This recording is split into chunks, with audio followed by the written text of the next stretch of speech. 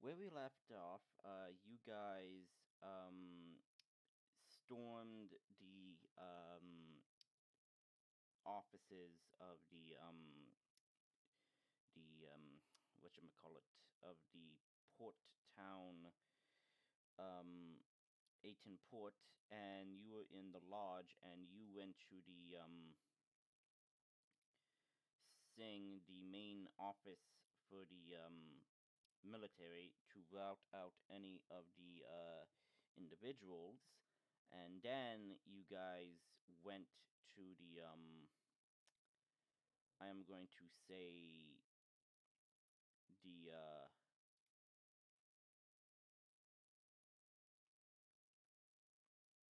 combat, which is the thing over here, and I do know someone did use the uh, bracelet of the elemental stuff and summoned. I am going to say, I don't know what you summoned. I think it was an earth elemental. Yeah, last session he summoned an earth elemental. Okay, Or the one that I was at. and you guys are right now in the midst of a type of deadly situation right now. You have the um cleric guy that's with you, and you lot are now within the seven huts district, and around you, I don't know if I explained it, but around you, you see what appears to be an all-out contamination of undead creatures that are attacking the district. And it's going to take a while for the reinforcements of the legions to come and give you some support. But right now, you are in the midst of the middle of the district, and there was undead everywhere. And now I am going to play some um, music. Uh,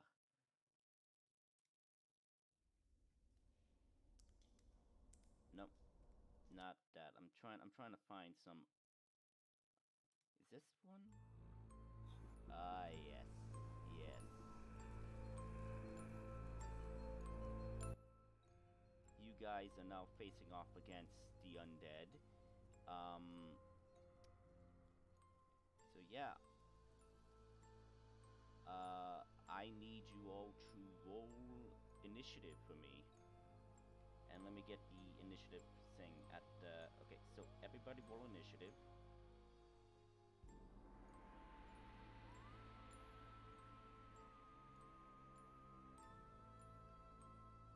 Okay. Okay. So, Nail, Adrian, between you two, who has the highest dexterity? Adrian does. Okay, so Adrian will be going first, then Nail, then Layla. And I also need to roll for this guy. I need to add turn and roll 1d20. And since he's a cleric, let me get the book. Monsters.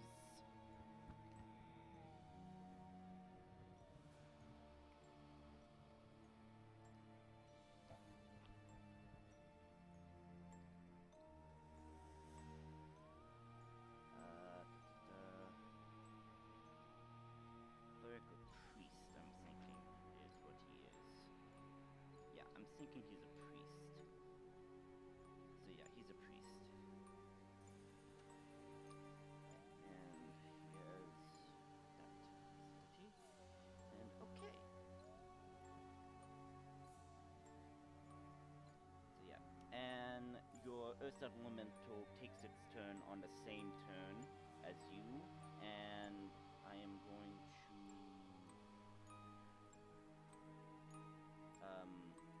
oh, here we go. Controlled by me and controlled by Adrian. There we go. So now you can control your Earth Elemental? It's not mine. It's nails, earth elemental. Oh, it's nails? Yeah. Okay, sorry. Oof. Yes. Sorry. It's just been a while. Because I don't know who has what magic item. I hope you guys are taking notes No of that. worries. And Yep. this Yeah. and this thing is, I hope it's not too loud, the music. I turned the No, it's music fine. way down. Yeah, I hope the music's not too loud.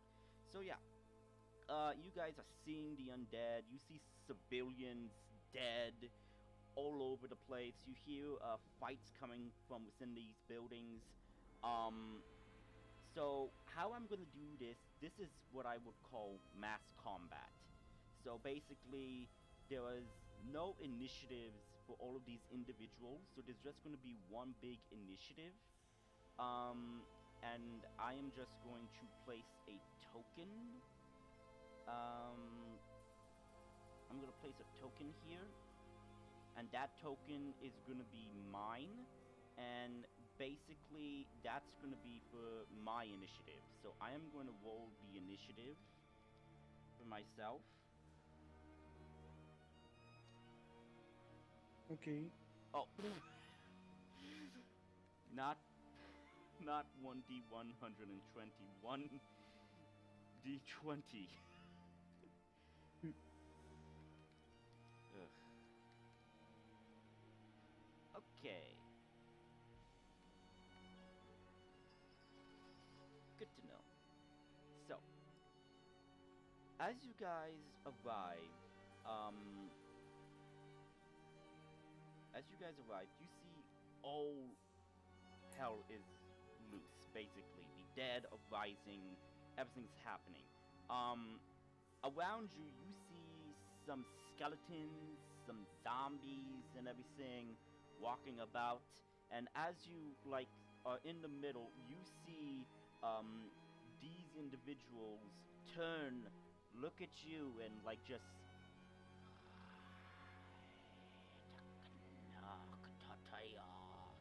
in a language you don't understand, and they are going to converge and attack you.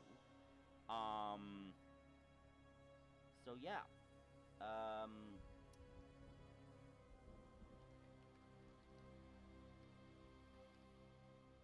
so these guys are basically undead.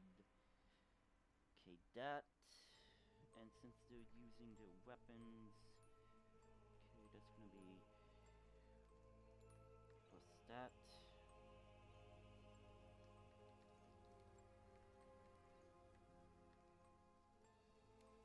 Okay. Um. So yeah, you guys see from the rear. You guys see what looks like to be archers, like take shoot, but they miss their shots. Psh, psh. You see the shield and swords guys are coming up.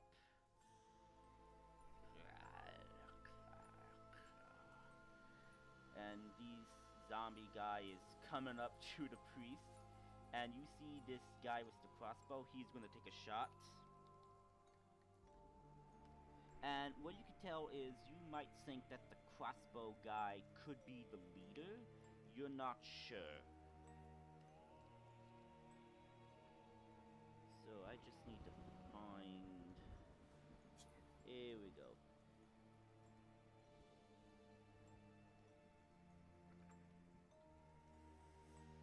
Yeah, okay.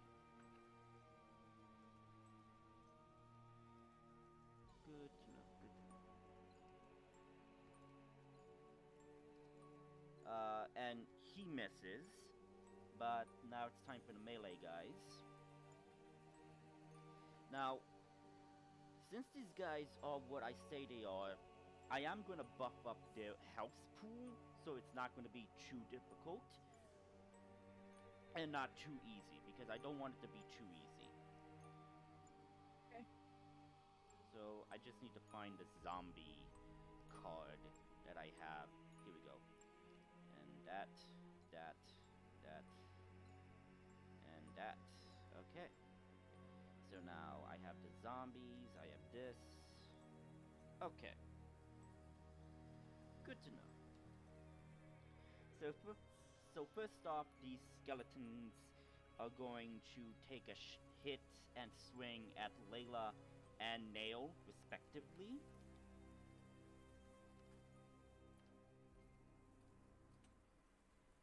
That's gonna be, I'm gonna say that,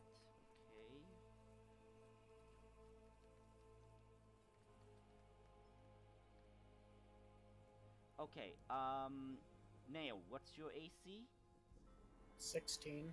Okay, so this one goes to attack you, but you manage to back out of the way, and it just like it is very unhinged. It's very unnatural. You've never been around the dead before.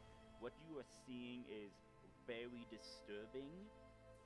Can I ask you to roll a wisdom save for me, since this is the first time any of you are encountering the undead like this? Well, Adrian's been in a war. Yes, Would he meaning, have like advantage? yeah. So everybody make a like a wisdom. Yep. Okay. So 18. yeah.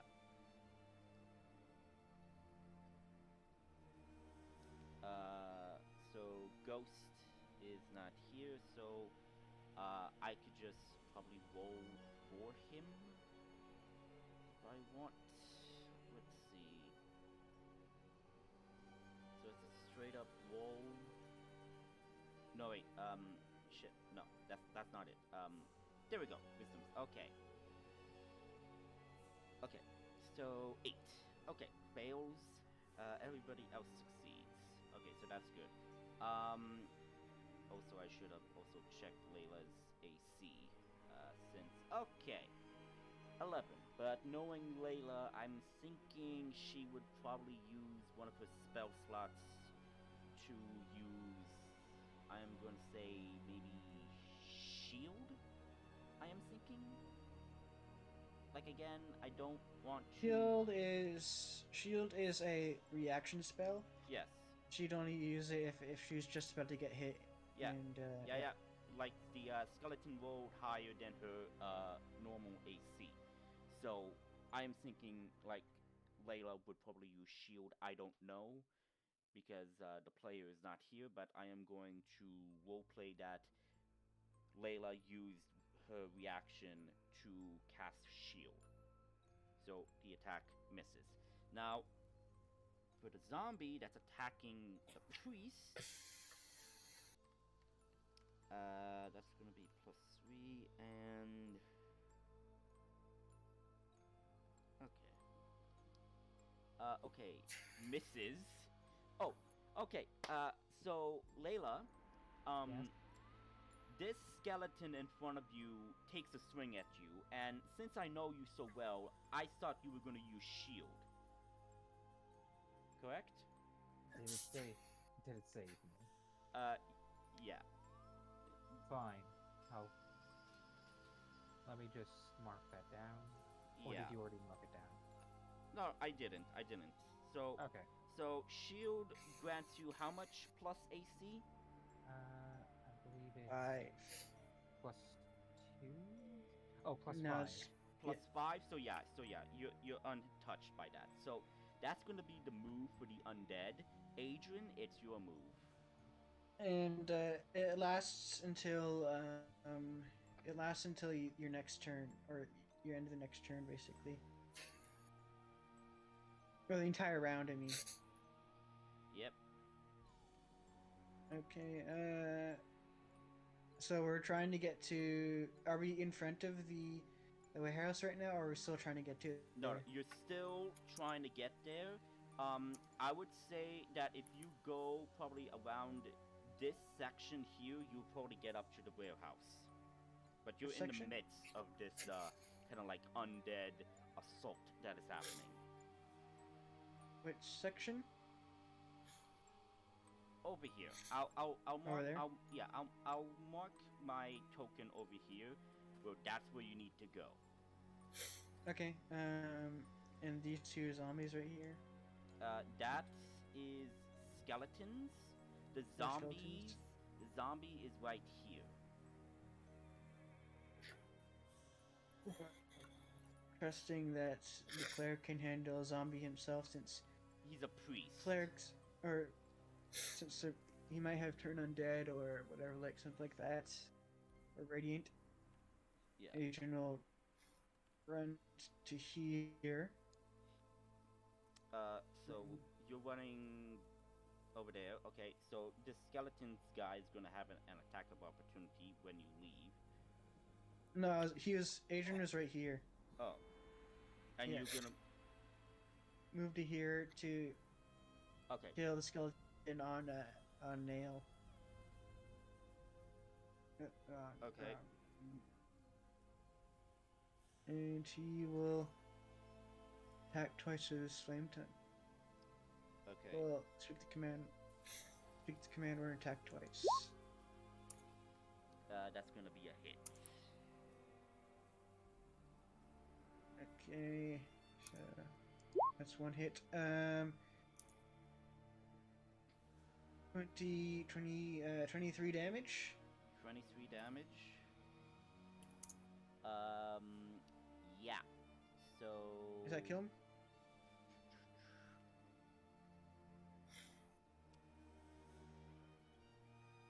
Weak. And then he'll swing again. Ooh. Natural one. Natural one. So as you go to swing, this skeleton manages to move out of the way, and just like, and as it's doing it, its jaw kind of like falls down and onto the ground. As it does that, you see that there's still some flesh on this skeleton, like it was just freshly made, and you could see that its tongue is there, kind of like flapping a little, like kind of like that.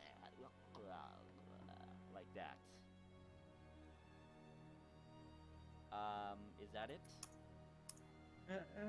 Yeah. Okay, Nail, your move. One moment, I'm looking something up. No worries. Do what you need to do. I feel like zombies are vulnerable to radiance. I'm not sure. They're weak to radiant.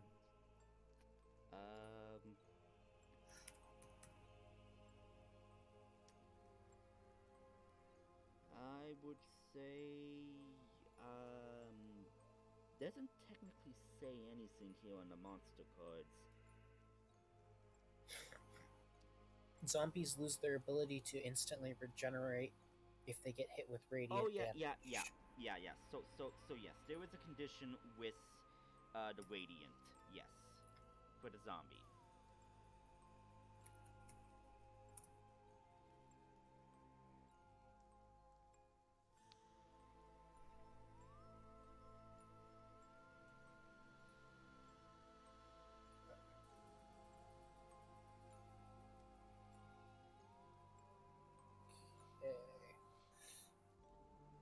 Well, first of all, I'm gonna order my elemental to attack, so I'm gonna do his turn first. I'm just gonna have him attack the undead. Generic. Okay, which undead? The closest undead until they're all dead. Okay. So I don't have to individually give him orders every time he wants to attack an undead. So the closest undead will be one Adrian's also attacking. Okay, roll for the attack. Okay, yeah, that hits and kills it. So, Adrian, this thing is just like, bleh, and then like, BAM! The Earth Elemental just smashes it to bones and dust. Make a dexterity save for me. Okay. Dexterity. 22. Okay, so as the thing smashes the ground, and the bones like just pop. It's basically like something slams so hard that things go flying. Like parts of the skeletons is like flying about, and you manage to dodge what appears to be like a skeletal hand that's like coming up at you. You manage to dodge that, like back away, and just lands like over here, right behind you. That's it.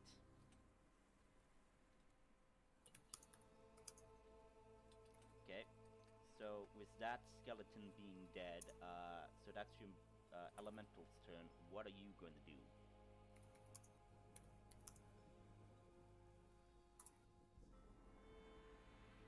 Neil. So your turn. Okay. Now it's still my elemental's turn. He gets 2 attacks. Oh, he gets 2 attacks. Yeah, Oh. his multi-attack. He gets a multi-attack of 2 slams. Oh, damn. Right. I forgot about that. Have the card right there. Nice.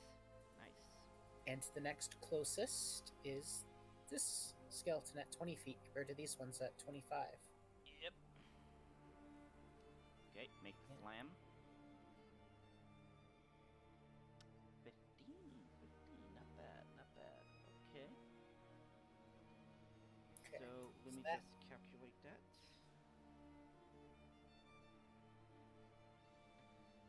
Still alive. Okay, I'm gonna take. Okay.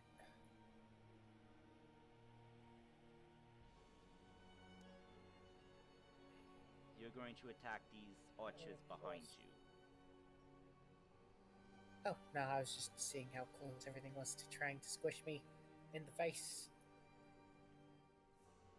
Okay, I'm gonna just step back over here. Good call.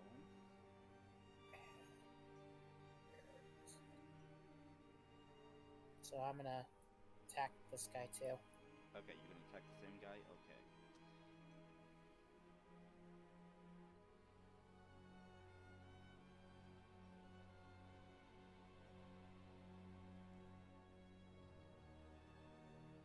And let's Sacred Flame him.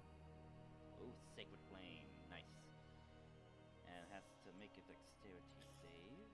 Okay, 1d20.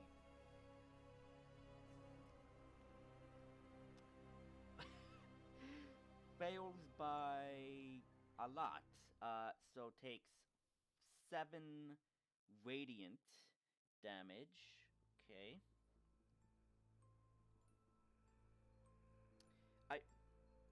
Wait. Oh, wait, shit. Wait. Forgot. Sorry. So if they're just zombies, No. they're not. I just remembered something about the skeletons. So, Oh yeah, skeletons are vulnerable to bludgeoning. And since slam, so basically it does double damage. So basically this thing's already dead. Oh, well, then I would have targeted this guy. Okay, so yeah. So I'll roll for him. So yeah. Still failed, so takes 7 points of radiant. And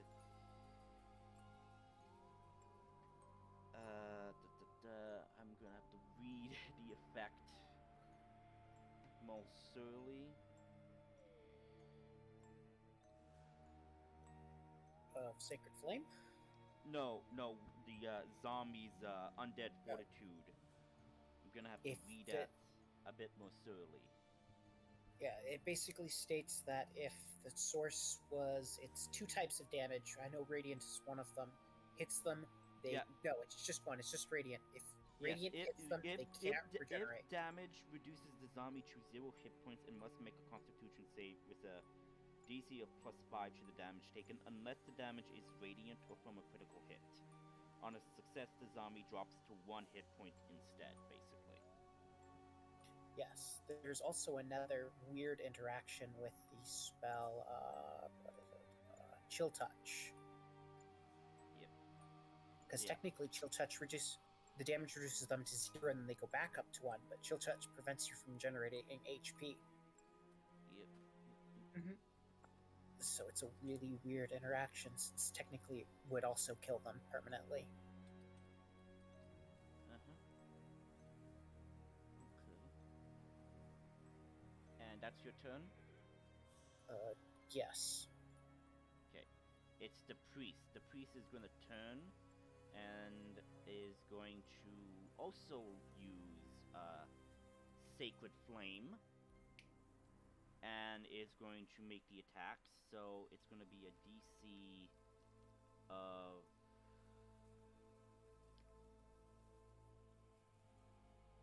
14 dexterity, and the damage is going to be 2d8 basically. No problems.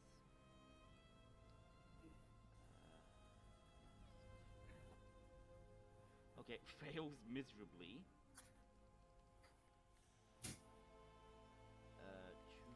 2d8.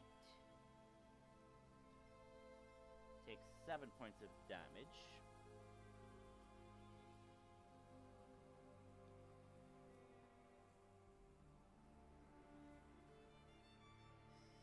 Still standing.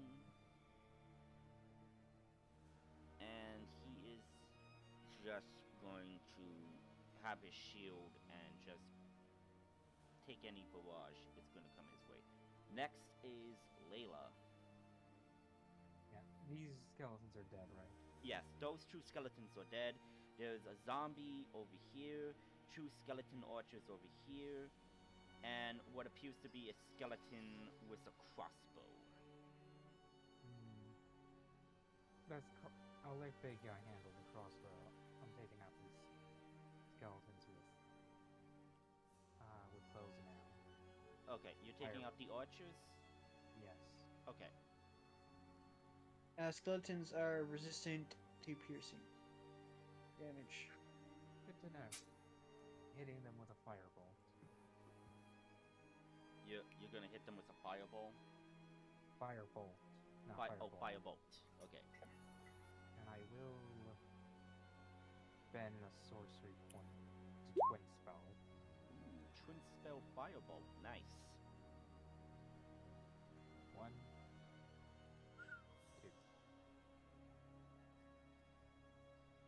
Okay, so firebolt number 1 hits, firebolt number 2 misses.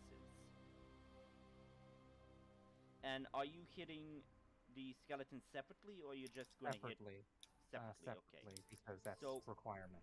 Okay, so you're gonna hit this guy, and you're gonna hit this guy, but this guy, you miss, but you do hit this guy.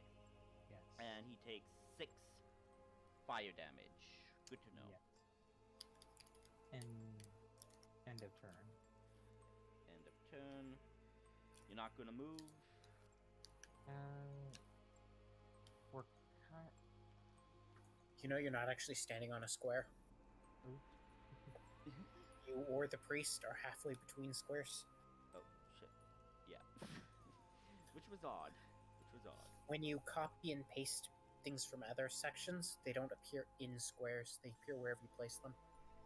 Thank you. So yeah. So you can move. So you can still move. I could, but we're kind of surrounded. Well, Except in this direction. Yeah. I'm assuming these red things are buildings. Yes, those are structures. And Yes, and you could hear that there is fighting going on. And the concern is something might come out of the building if I'm far away from the group. Well, the entrance of the building's right there. There's also another one right here. And one's over here and one over here.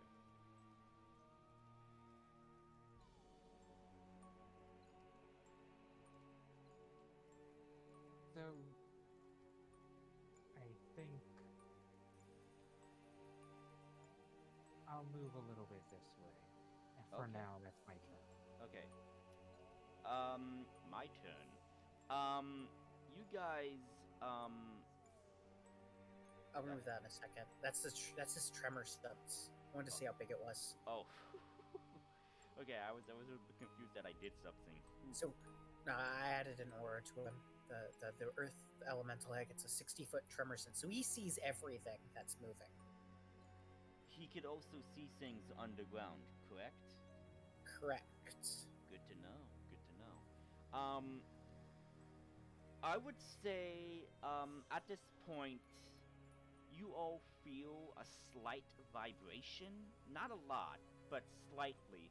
But, Nail, since you are commanding your elemental, you could tell by your psychic connection that it is confused and it is worried. That is the sense you get from the Earth's elemental.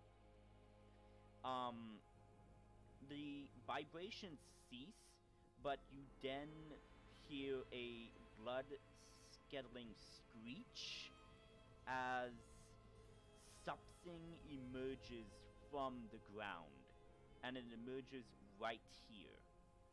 Let me just get some assets. Let me just get some basic undead here, but I am going for something a bit more menacing. You see before you, rising from the dead, from the ground, in like a type of ghostly ethereal form, you see what appears to be a individual in a heavy tarted cloak with a staff, bone-esque fingers, faceless, jawless mouth, and basically half of a broken skull face with a green-esque glowing eye and sound coming from it. And I am now gonna be rolling a 1d100. Okay.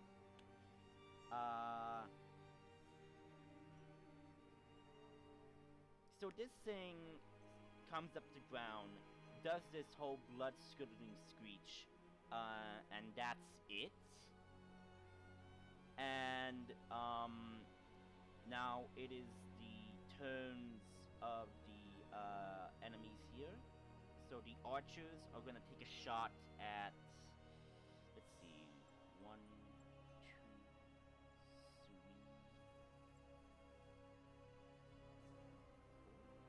Let me check something. I would say range for that. Yeah, it would hit. Okay, so gonna roll a 1d4. And I'm gonna roll another 1d4. Okay, so the skeletons, archers, are all gonna take point and gonna shoot your priest cleric. Poor cleric. Yeah. So, He can heal himself, probably. basically, all you have healing spells. You can heal yourself. Basically, is what you're saying. Basically. Well, I don't have any healing spells, so. No, but I'm making the joke. I'm making the joke there. Okay, so one of the arrows manages to pierce his defenses and is dealt. There we go. 1d8 plus 2. Ooh, okay.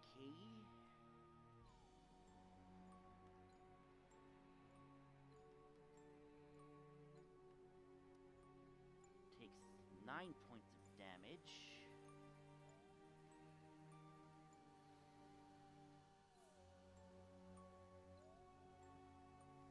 Is still standing. Next, the zombie is. Pardon me. Next, the zombie is going to attack.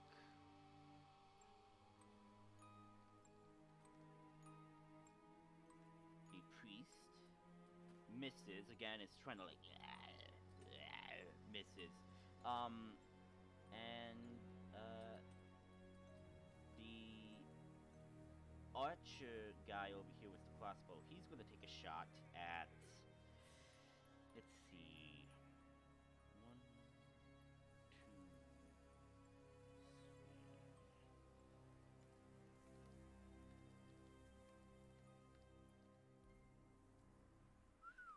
Okay, good to know.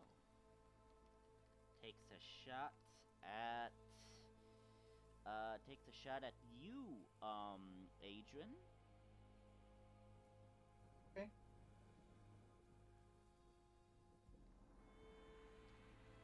Oh, what's your AC? 17. Oh, it hits. Okay. And you take, I'm thinking it's 1d10 piercing damage. Across, what is it? Heavy crossbow. Yeah, it's 1d10.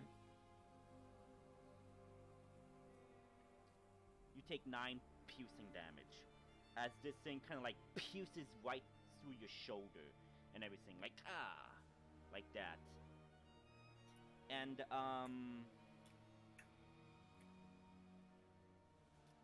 I need you to make a Constitution save for me. Natural 1. Oh, you suddenly feel weary. You feel a bit lightheaded. You are poisoned.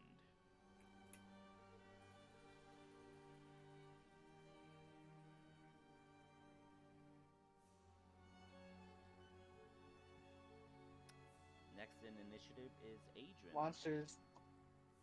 These skeletons have poison arrows. Or poison bolts. Odd.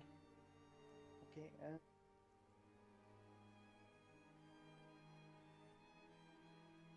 Let's see. He'll run up to this guy. Oh, oh shit! Like no one poisons me and gets away with it. Yeah. And is that the big guy that came out of the ground? No, it's Yeah. this guy, and I'll actually mark him. I'll mark him differently than the others. I would mark him.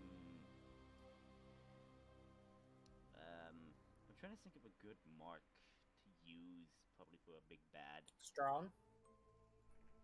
Yeah, I would probably mark him with this, that he's an elite or something. That Or you he's- could do the fist. Because he's gonna fist you.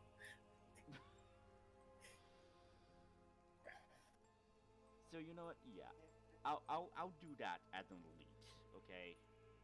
17 to hits. Oh, 17. Oh, misses. This is a skeleton. Okay, like I said, they're skeletons, but they're not all the monster's skeletons. Like I said, these guys are undead, but they are not the basic skeleton. Okay. 13. Misses. Okay. Because as you're now looking, you can see that this guy is wearing what appears to be Legion Guard armor. So it's a skeleton. All of them armor. are wearing Legion Guard armor, or what? This guy is wearing Legion Guard armor. These guys are just wearing like low-class guardsmen armor. But this guy is wearing the 18 Legion Guard armor. Okay. It's his turn. Nail, it's your move. Okay. Well, I'm gonna go over to behind this corner. Okay. Let's attack the big new guy. Oh, okay. Show me what you got, big guy. Show me what you got. Okay.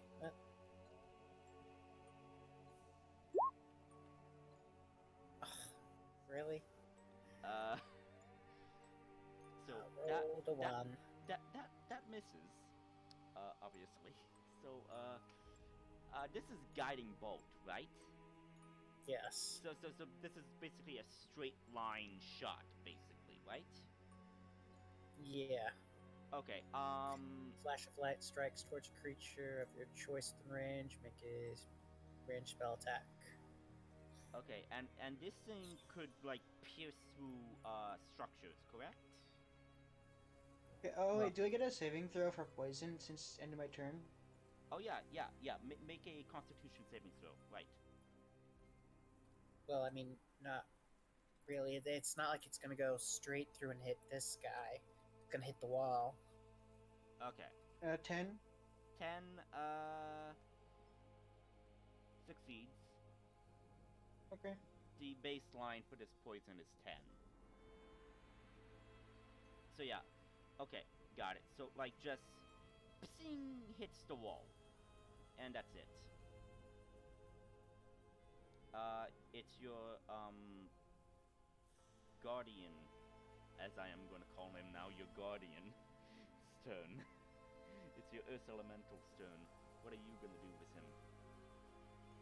We're just gonna leave him to his basic, what I told him to do. Okay, so the closest undead will probably be the zombie over here. Yep.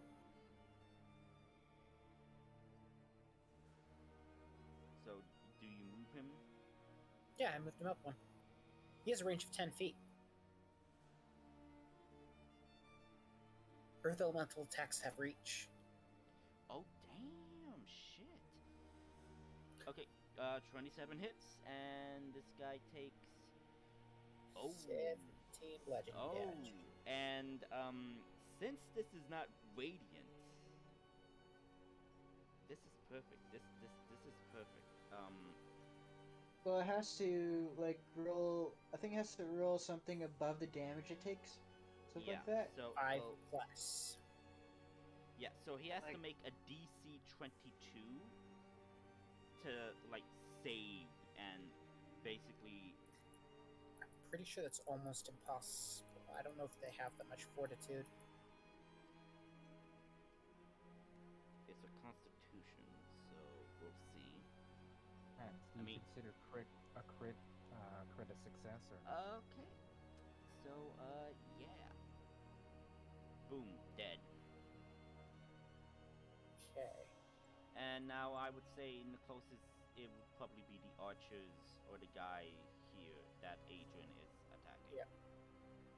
So moved 5, 10, 15, 20, 25, 30. I'll move him right there. And you still have your second attack. Yep. And he'll hit the archer. Oh, Not quite good enough. miss. Okay. Yep, it misses. Like, But and now I'm in between a large creature and that archer, so. yep.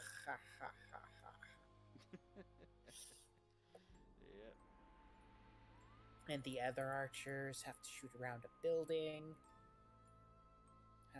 Cover is nice.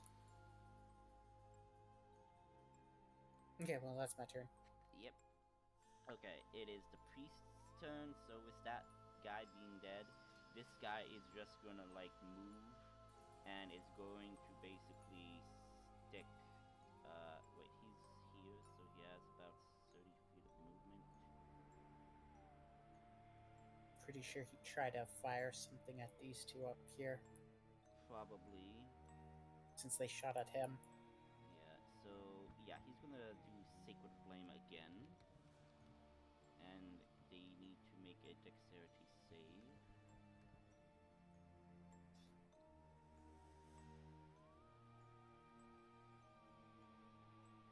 Give me a moment to get this in.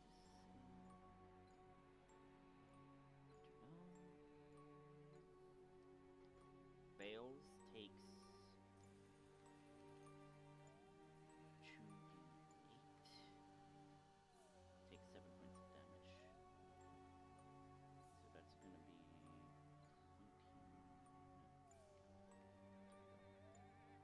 Okay, and this guy's then going to move probably right here. And that's gonna be his turn. Next is Layla. First, as a bonus action, flex casting, trading my last 3 sorcery points to give myself a 3rd level spell slot. Okay. Then, going to cast a magic missile Okay. at the 2 skeletons. At the two skeletons up in the At- north. Sorry, I casted it at 2nd level, so give me a second. Yeah, and you're doing it at the skeletons here, the archers. Skeletons, yes, archer skeletons. Okay. The bow First skeletons. 2, yes, sorry. First 2 And- go to him, and the last. Go to this guy basically. Yeah. So basically this guy is gonna take 5 points of magic missile damage. And this And one's the- gonna take 9.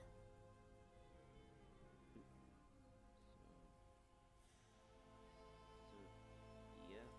So that guy takes 5, the other takes 9. Good shit, good shit. And now, hiding behind building. Good call, good call. End of turn. End of turn? Okay, my turn. So,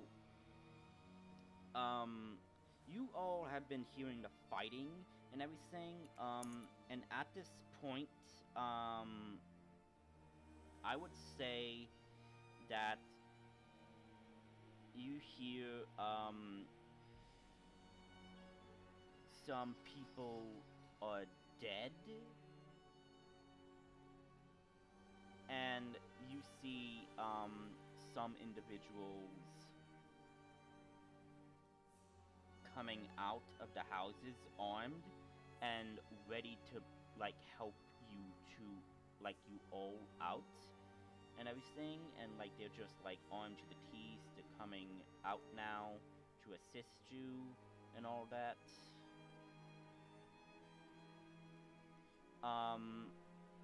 And at this point, so are some undead are coming out of the houses, and they are now, like, coming to, like, Eat your faces. yes, basically, more is coming, but this thing, like, its staff glows as it does another screech and slams the ground, and I need to make another, 1d100 roll. Let's go. Okay. Let's see. I want... Who should I decide this on? There's... Okay, there's 1, 2, 3, 4, 5, 6.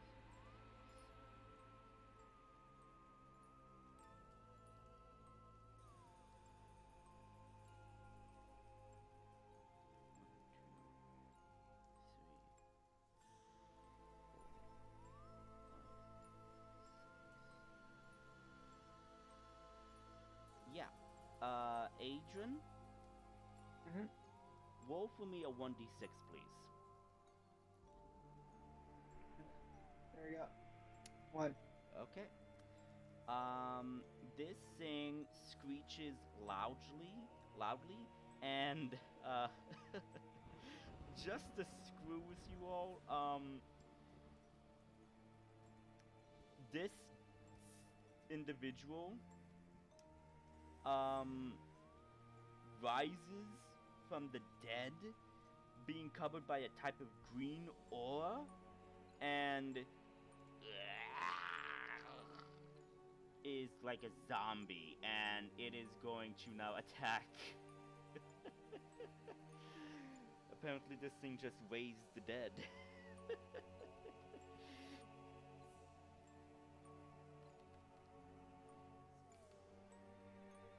Oh, wrong one. I need to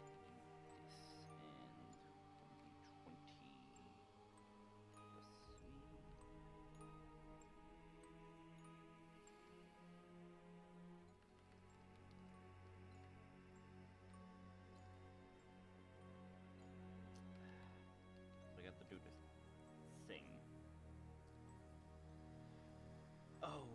not this guy's lucky day, damn. This guy is probably gonna have some trauma.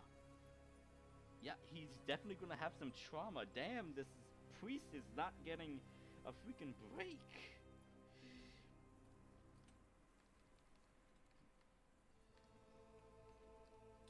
Takes 5 points of bludgeoning damage from this newly risen undead zombie. Oh boy, this guy is not having a good day. And yeah, so yeah, I'm now gonna roll for the archers. You know what?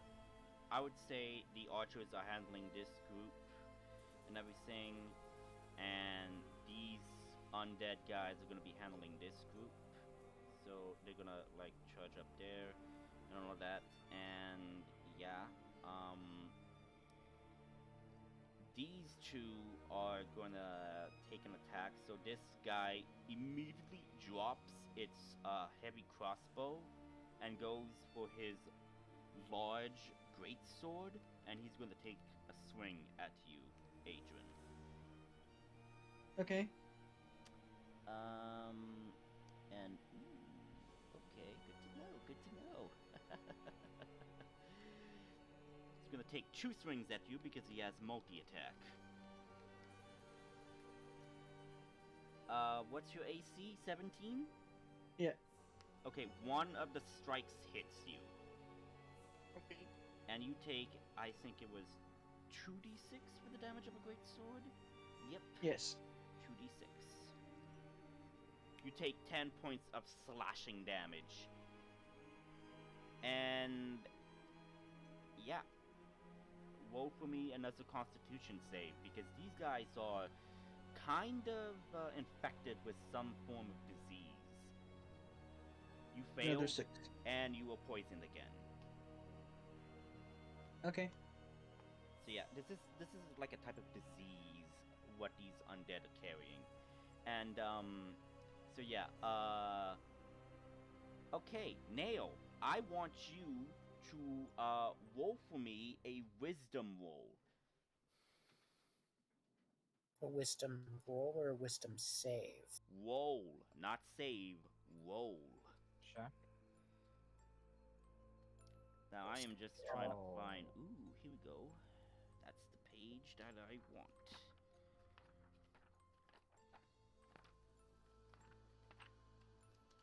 Here we go. There we are. And let's see what his wisdom is. Okay. Good to know. That is...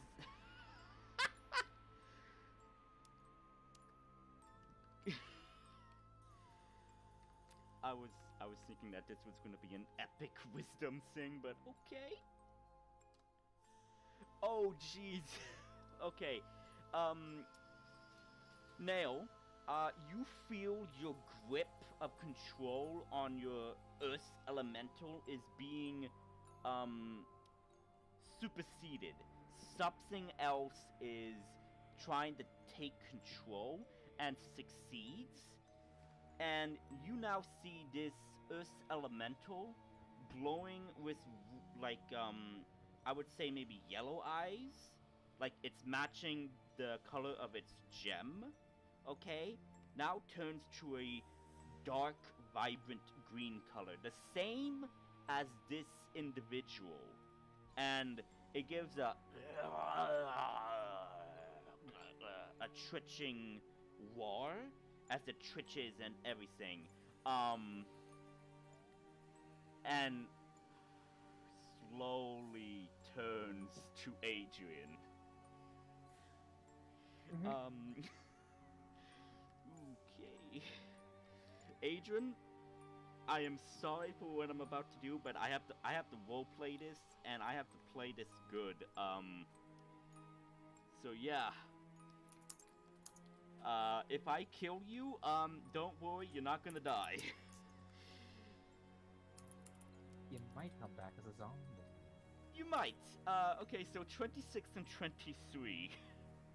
Yeah. Those hit.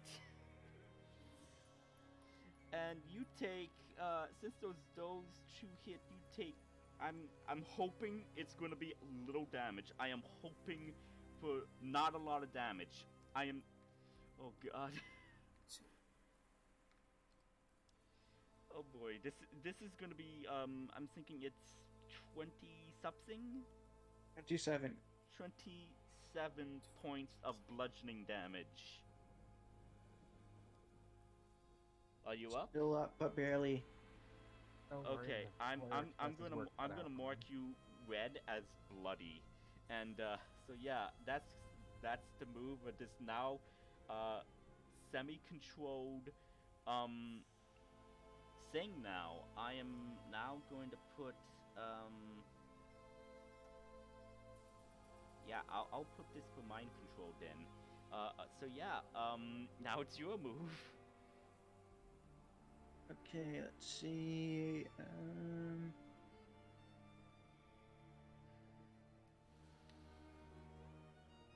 Don't One forget you're also second. poisoned, so I think you take poison damage. No, No. poison is just disadvantage to ability checks and attack rolls. Got it. Uh, see. I will cast Hypnotic Pattern On who? on top of myself. Can you do that? Yes, I can. It won't affect me because I can't charm myself really. It won't affect any of the creatures around you because they're undead. Well, one's an inanimate object, the other rest are undead. They're immune to charm. They're not immune. No. Earth elementals aren't immune to charm. I wasn't speaking about the. Oh, okay. I guess that could work. And most undead aren't even immune to charm. Last time I checked. Well, it depends if they have a brain function of above 1. Like, at least have 1 brain cell. I just always assume skeletons and zombies. I mean, No, like, They- like I would say that the only sh- 2 smart individuals will be these 2 individuals here. So they have to make a Wisdom saving throw. So DC 18. So against this and this guy then? Yeah. Wisdom saving throw. I really hate hypnotic pattern, by the way. It's considered the Yes, best that's why I got for it. its level. Okay, I am going to use the effects now of this guy. Wait, Do what? I have a healing Oh, potion? jeez Louise. Jeez Louise. I knew that was odd.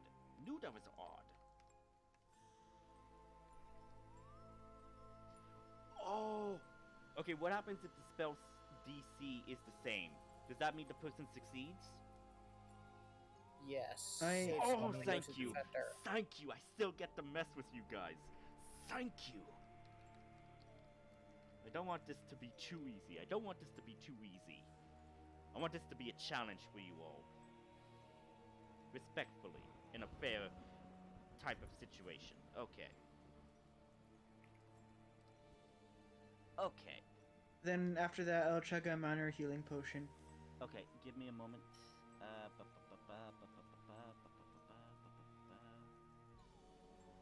Purple, I would say, would be charmed. And now for the Earth Elemental.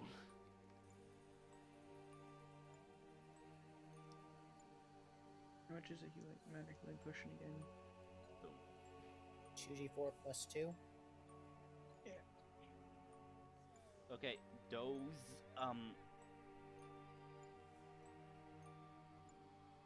actually, wait. I don't think... Would the Earth Elemental be affected by this? Earth Yes. elementals are affected by charm as well. Okay. Elementals are affected by charm. Okay, They're thank not you. constructs. Right. Thank you. They're living things, and yes, they can be charmed. Got it. It can't be 2d4 knocked plus 2. unconscious, but it can be charmed. Well, hang on. If they're living things, that would mean that the undead not be counted since they're undead. No, as they long can as they're still be not charmed. constructs. Okay. Very Yeah. little that can't be charmed. Basically, things that are mostly inanimate. Okay. Yeah. Zombies are animate. They have a fake version of life and therefore can be Charmed. dazed, confused, and Okay. charmed. Good to know. So you heal 5 points of healing with that. Mhm. Oh, no, I And- heal 7. He's Okay. basically telling a dog, look over there, there's a squirrel. Okay. And then I will move over to here. Yeah. Okay. Are you out of the red zone? What red zone? Like, are you no longer like Die. bloodied in this sense? No, I'm still bloodied. Okay. And I will see if I 12 for the poison. You succeed. Okay. So you still have your movement. Yep, I moved over to here. So Yeah, but since of your, I would say mark, you can only move half movement, but you also still have, your bonus action where you could use Misty Step. nope, I drank a healing potion for my bonus action. Oh, I didn't know you could do that. Okay, good to know. Yeah, now- I did my spell, then I did the healing potion. Okay. So then I moved 5 feet. Okay, now it's your move. So now what you could do is you could attempt an action to try to regain control over your elemental, or you could do something else. It is going to take an action. I'm gonna move over here with Misty Step. And Okay. sure, why not? I'll try to regain control of my elemental. It's a wisdom. Yeah, it's going to be an opposing wisdom check. Nice, natural 20. That's 19. Oh. Because I have a negative wisdom. Okay. The only reason my wisdom save isn't shit is because I have proficiency in it. Okay.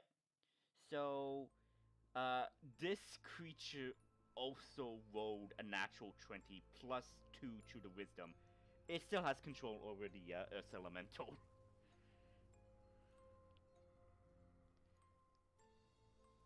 So yeah, that's your move, right? You have a bonus action? He used his bonus action I to use my Misty bonus Step. actions to run the fuck away from being in physical combat. Yeah, because of this Okay. guy. This guy was risen. Yeah. So that's your turn. This guy, now seeing that this guy has now risen, is now going to take an attack on this guy. He's going to swing with his mace.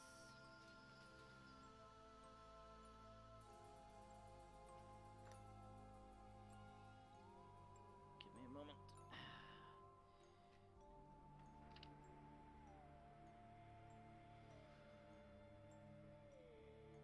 Plus 2. And zombies are shit. Damn. Okay, and it's gonna take. Yeah, they're cannon fodder. Yep, and it's gonna take.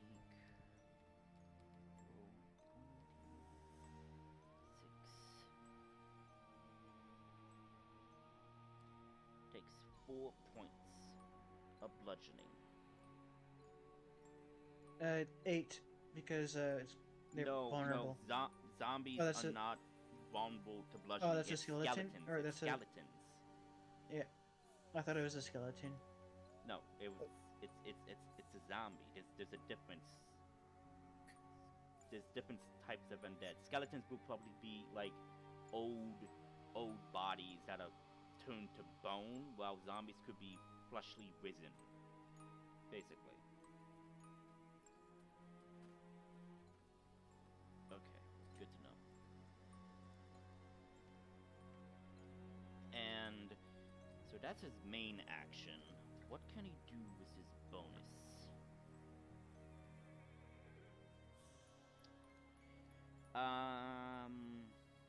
We have healing word. He has cure wounds. That's a bonus action, right? No. That's Healing immune word is the action. bonus That's in its version. touch. Okay. Got it. Okay. So yeah, that's gonna be his turn. Next is yeah. Next is Layla. What are you Okay. gonna do? You just see this creature over here just raise an undead, a dead civilian to the state of zombie. Yeah. As much as I want to kill this thing, I have to knock its concentration out of the elemental. So, going to magic missile him at third level. Oh, third. Damn. 1, 2, 3, 4. Yes. And he has to roll concentration for each one. So how much damage does this thing take? 10, 10, 19. 19. Damn. And he has to roll concentration for each bolt. Damn. So your chances are you'll lose. Concentration of controlling this creature, yes. Yes. But that would mean that this creature would be unhinged. No one would be controlling it unless someone could reinsert dominance on it. So 1d20 plus that.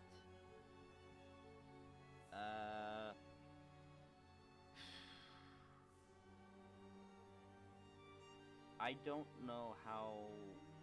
Wait, this would be a constitution. Yes, it's a constitution check for concentration. And and what's the point of failure? Like a below 10? Yes, 10 or below. Okay, got it. If the single damage is not higher than 10, then it is 10. Okay. Yeah. Good to know. Good to know. Oh, thank you for telling me that. So now it is no longer being controlled, but it is still charmed. So there you go. So this thing takes 19 damage. And I would say, like, as it's losing its control, it just turns to you, Layla, and it stares at you. It doesn't make a sound. It just stares at you. Wave a hand friendly to it.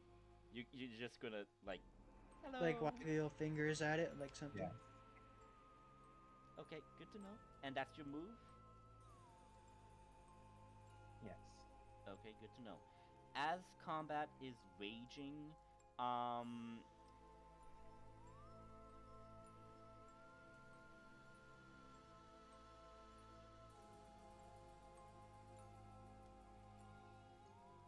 like, I'm just giving some status updates on the current battle.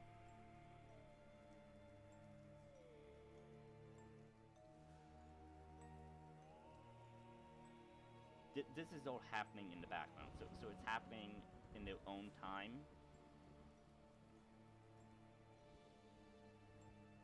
So yeah. Good to know. Okay. So let's see. What can I do?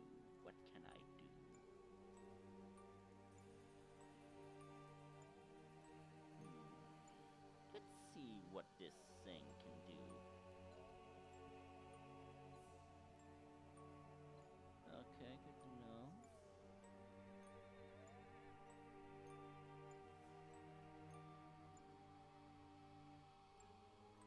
Ooh.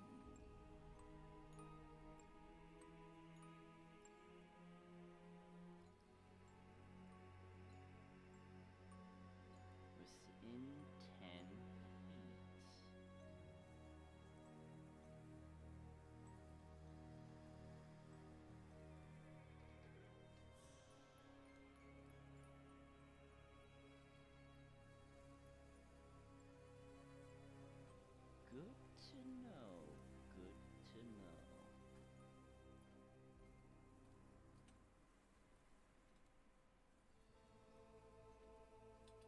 this is gonna be very good. This is gonna be very good. Very good. Um,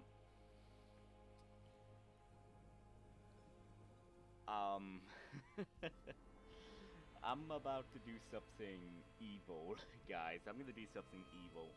So,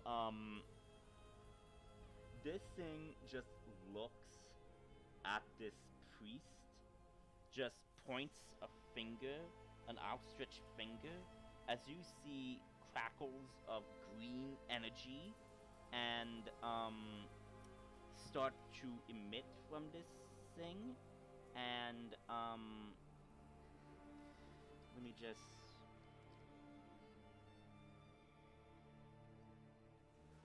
look up the spell, what it does.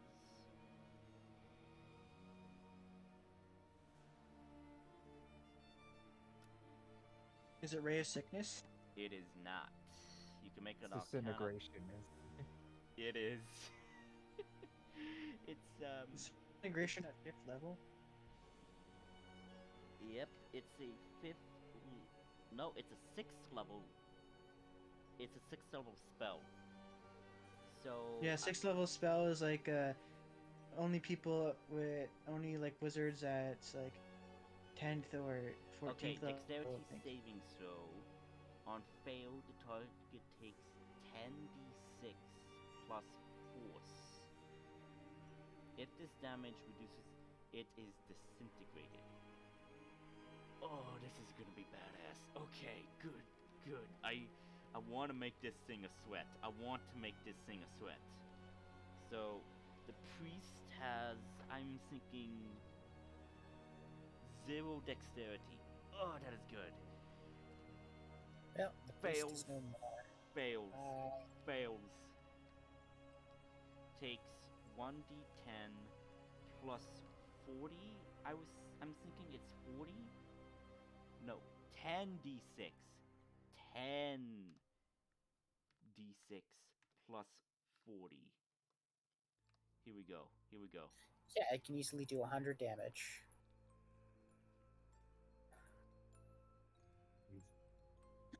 I mean, did you really even have to roll to know that he was disintegrated? I had to roll to make it fair. So yeah, this guy is totally disintegrated, and this thing just looks at you, Layla, and it just says something. And it says something in your mind, and it says something in your tongue. It says, the Great Mother would be pleased to see that you are still among the living, my dear child. She will be utmost pleased. Now, come. Don't resist. Join us. So this guy's now dead forever unless somebody has like a somehow greater resurrection or greater revivify or something on him. He's disintegrated. Like there's just Yeah. a pile of dust. Yep. I'm just mentioning that. For his family, he's pre-cremated. Yeah. That is so dark. Is this guy a skeleton or a zombie? This guy is an undead. You see that there is bone, but there's also flesh and everything. There's a zombie. There's some bone and some flesh, but you can't That's tell. a lich.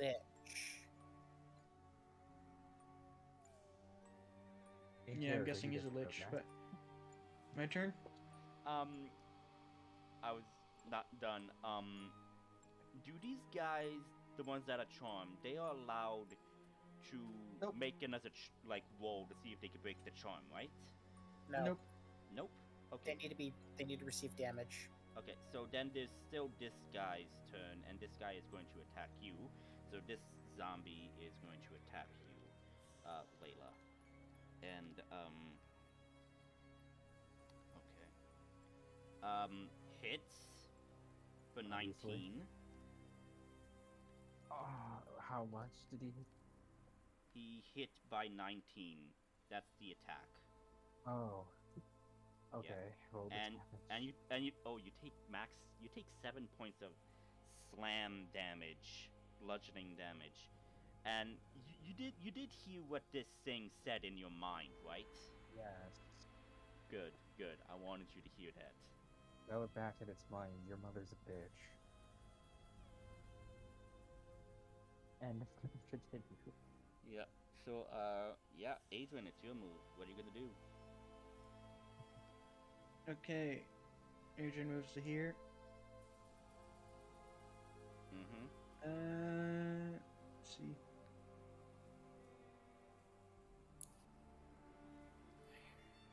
He says, "You don't belong back on the land of the living," and he throws his javelin of lightning at him. Who? Uh, Where are you throwing the javelin? at the lich. Oh shit. Natural 20.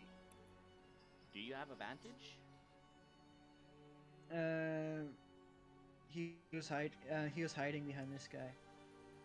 You would have to make a stealth check if you were doing Okay. that. Okay. You have to tell me these things. Okay. Sorry. No, because like I don't know what you're doing, so like you need to specify. Well, actually, does he still have his flock familiars active? Yeah, and if I recall, you also have inspiration. Okay. Do you still Yeah, have I'll just use. No, do you still have inspiration? Because I would say you would still have inspiration. Yeah, I didn't use the inspiration yet. Yeah, so you still have it? Okay, I'll use inspiration to give myself advantage then. Okay, so yeah, natural 20. Yeah. So you hit this thing. How much And damage? just double damage, so it does 9 piercing damage plus my strength, or was it is throwing a javelin dex or strength? It's a strength. So, thrown spears and everything is strength, while dex is more like bows and crossbows. Okay, but then it takes 46 lightning damage, Yep. and that's also doubled, Yep. so 8d6. Okay. 8, 20, so 28 lightning damage to him. Okay, let me check something. Okay, so it has a damage resistance to lightning, so that means the lightning is going to be reduced by half. Half. So 20 divided by 2 is 10. 14. It's 14 Really? total. It'll be because 24 Oh, 24. or 28 or 20. He takes 28 lightning damage altogether, so it's 14. Oh, Yeah. right. I didn't see that. Thank you for that. I was if 18 plus 9 plus your strength, right? Which would be It's 0. My strength is 0. so yeah. So total is 27 points of damage total. Okay, I just wanted to check something.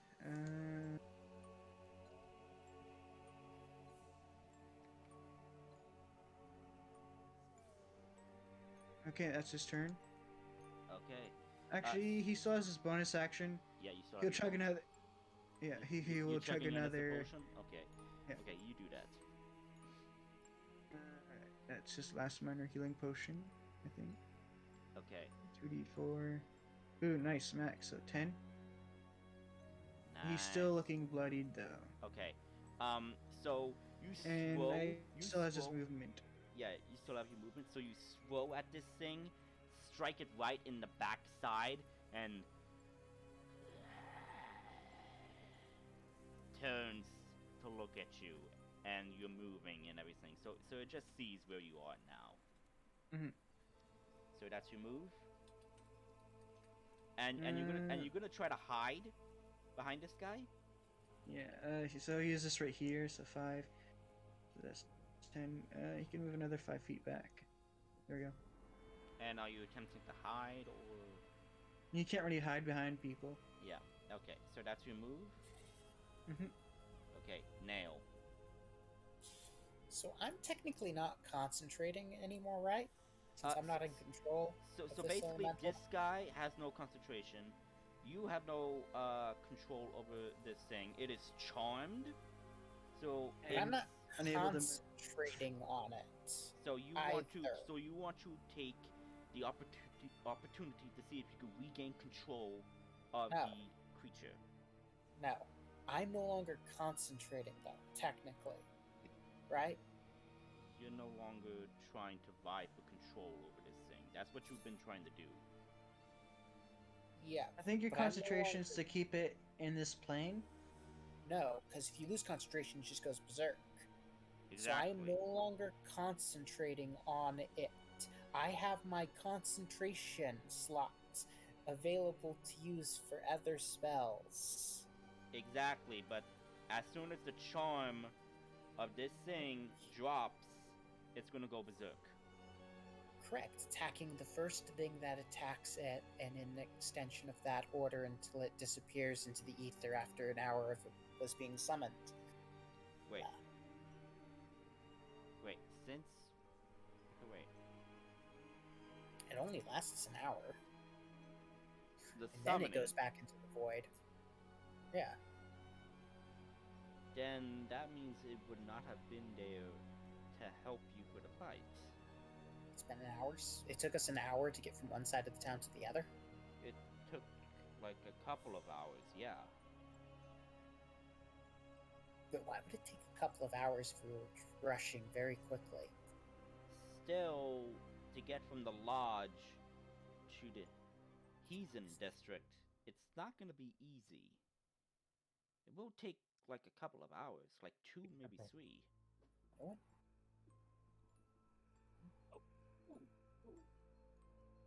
Well, hey, at least you know I'm still going to allow the elemental to be here, but at least you know. So yeah, what do you want to do, Nail? I want to create another elemental because Oh, jeez. So you already used the Earth Elemental, so you can't use another, thing to... with fire. Oh, okay, oh boy, you're gonna summon a fire, okay, okay,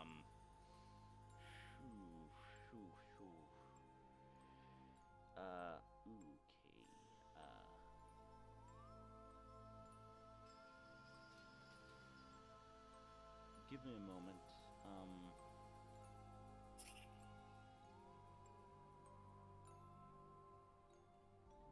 not exactly... I'm trying to find where I found that Minotaur. I can't find it, so... Just give me a moment.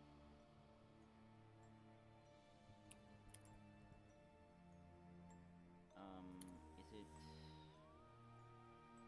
in Dungeon Masters Essentials? Yeah, so there is... It's not the same one, but for the hell of it... Oh wait, it is. Okay, dang. So I will just, make this thing...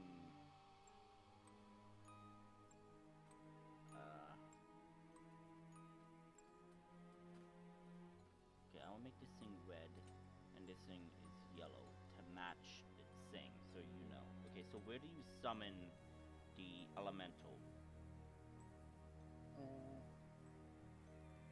Here. Right here? And it's a fire elemental, correct? Yep. Okay, so you summon it. It rolled shit. Okay. Let me add the turn. Well, actually, it acts on your own initiative, dude. Okay, well, I mean, I'm just gonna have it burn the Lich. Okay, let me see if I can find the fire elemental card. Shit. Fire elementals are fun. They set things on fire. Much easier to kill.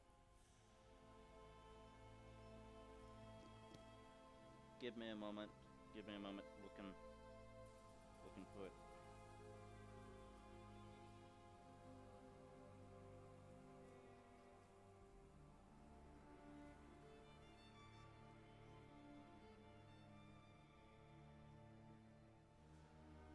Found it. Fire elemental. And you're gonna have him attack the Lich. Yes. How are you going to do that? The only thing it can do, it's going to touch it. Okay. And be in its space. That's what fire elementals do. They touch you, and they hug you, and they set you on fire. It's gonna give this necromancer a warm hug. Very warm hug. It's going to light it on fire. Make the attack. Make the two multi-attacks. Make the attack. Okay. Miss.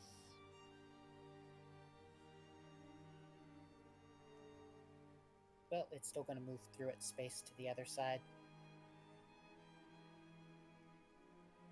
So... Thanks to its fire form. Yeah, so can move through a space. Wow. Okay, a creature that touches or hits. Okay, in addition... The first time it enters a creature's space on a turn, that creature takes 1d 5 or 1d 1d10 fire damage and catches fire until someone takes an action douse. The creature takes 5 or 1d10 fire damage at the start of each of its turns. Got it. Got it. So basically, when it's my turn, everything in this radius is going to take damage, including these guys who are charmed, and if they take damage, they're no longer going to be charmed. They're not going to take damage. Setting things on fire occurs when it passes through the square, so it's going to move like this. Oh. Set him on fire. It doesn't set everything around it on fire. It glows pretty brightly, but it only sets... because there's fire forms, so if they start their turn and everything, meaning if you had left the elemental, then everything within its radius would have taken damage. So the elemental this can move thing through... this thing takes 8. Yeah, so if you hit it with a melee attack, you get burned. If it moves through your square, you get burned. And if it touches you, you get burned. Everything it does sets you on fire. Yes, basically like a living form of fire hell, basically. Yeah, it's a walking bonfire. Okay, good to know. So that's your turn? So now this guy is on fire. Mm-hmm. And yeah, that's my turn because it took an action to summon the elemental.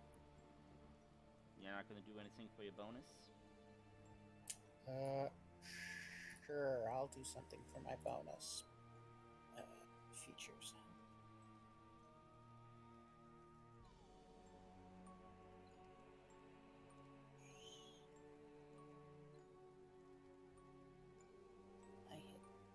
I am loving this. I hope you guys are loving this whole mass battle situation. Yeah. Adrian, you get healed 5 hit points. I'm no longer bloodied because I am 1 point above half. Okay, so you're no longer bloodied. Yes, I am 1 point above half. Good. Okay.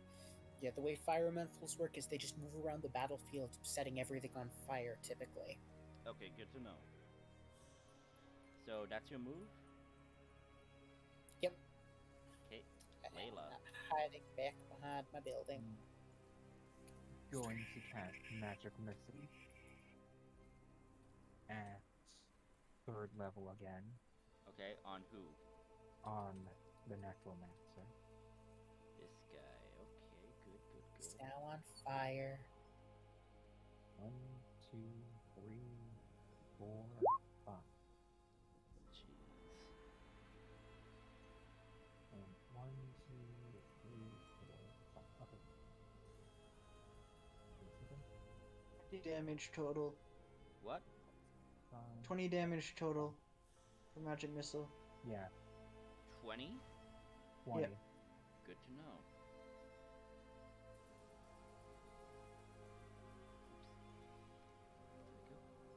And is that it, or do you have something for your bonus action? I have to check something. Check away. Well, yes, telepathic speech. As a bonus action. What does telepathic speech do? Allows me to speak to someone. Okay. Who are you wanting to speak to? The sorcerer. Oh, and you want to do it telepathically. Okay. Yes. What did you mean by child and mother? This creature, you can't. Basically, like I described it, this thing has no jaw. Half of its face, literally half of its face is gone, and only the other half is visible. But as you ask this, Layla, you see that the eye, like the glowing eye and everything, kind of like burns brighter in recognition and says, "Oh, my dear sweet child, there's so much you don't know. I pity you, but soon your mother will return to this realm, and she will bring forth a new era of a golden age for us. And I think she would enjoy having you by her side. You will meet her soon enough, but we must first accept her champion to come forth. And speaking of which, I should attend to the ceremony to summon that champion." And that's your turn, right? Yes, end of turn. Be right back. Okay. At the start of this turn, this lich basically waves its staff, and it let's see, opens a type of dimensional rift and just looks at you one last time, Layla, and then just passes through. And Do I see where the rift leads to? what? Do I see where the rift leads to? Make a perception check. Roll high.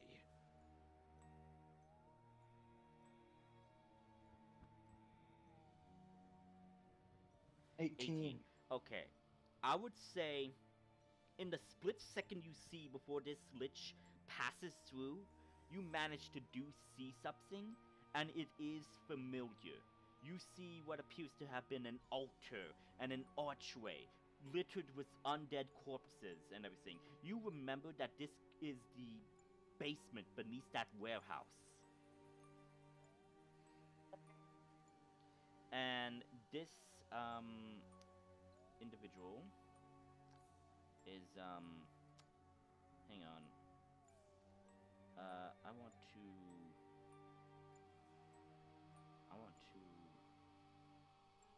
map GM overlay. GM overlay means I can only look at things. But whatever. I'm not gonna use that. So we'll just say that this guy is gone. Okay. And yeah.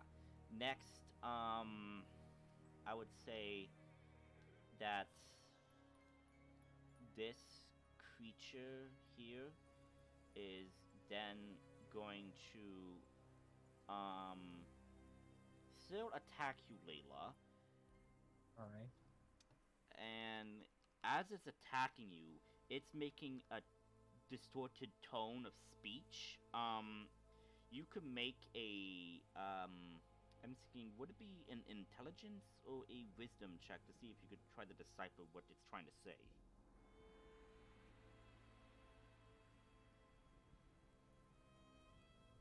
I'm thinking it would be wisdom or something. I don't know. What's up for the best? Okay. You don't understand it, but so this thing rolled an 11 for the attack, so it just hits, It's unless you just want to use shield. No. Go ahead. Okay, so you take the hit? Okay. Yeah, that's it. Okay. You take 3 points of bludgeoning damage as this thing kind of like pushes you against the wall, and it's basically like it's trying to bite you with its mouth. Get it off me. Okay. And I would say at this point, all of the other undead are dealt with.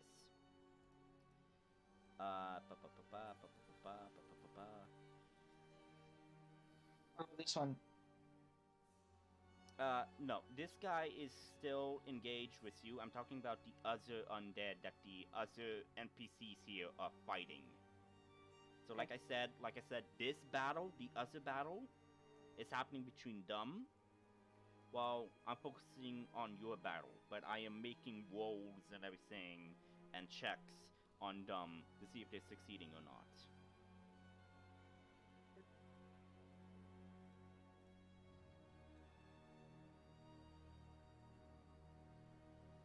So yeah. So that's my move. Next is Adrian. What are you gonna do now? Move to here. Shoot this zombie with Eldritch Blast. Okay, make the roll. 26 hits. Roll for damage. 7. 7. Then I get to. Then Eldritch Blast gets shot off twice. Okay.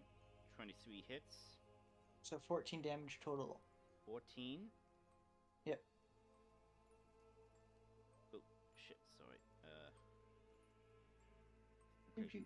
14. This thing is bloodied. And yeah. What you gonna do now? On your turn. Okay. Yep. Now, it is your move. What are you gonna do now?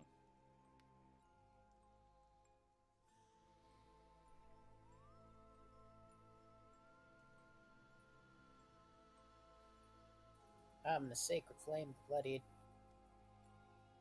zombie and have the fire elemental. Okay, so Touch okay, it nicely. wait. So you use Sacred Flame on the undead, and if that Yes. doesn't kill him, you're then gonna sick the elemental on him, right? Yes. Okay. So Pretty sure it doesn't kill him. let me But roll. Oh, succeeds the save. No damage. No damage. So yeah. So you go to attack, make the roll.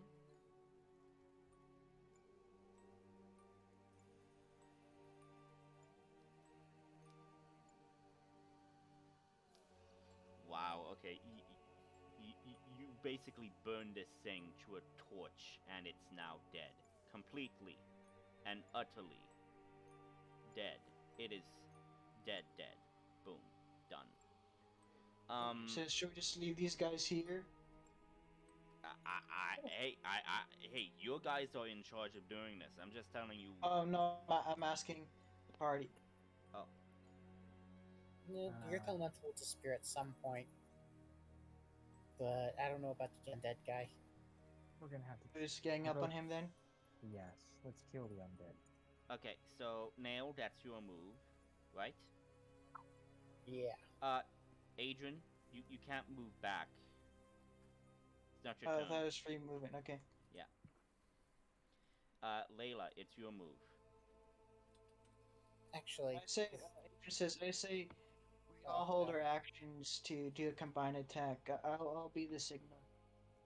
Then holding fireball. Jigara. Okay, so you're gonna hold your action? Yes, you can specify Yes. that Okay. I attack this, your firebolt goes off, basically. Got it.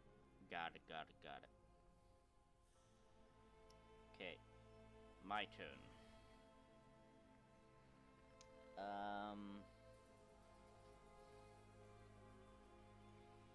I am just looking at what I could do right now.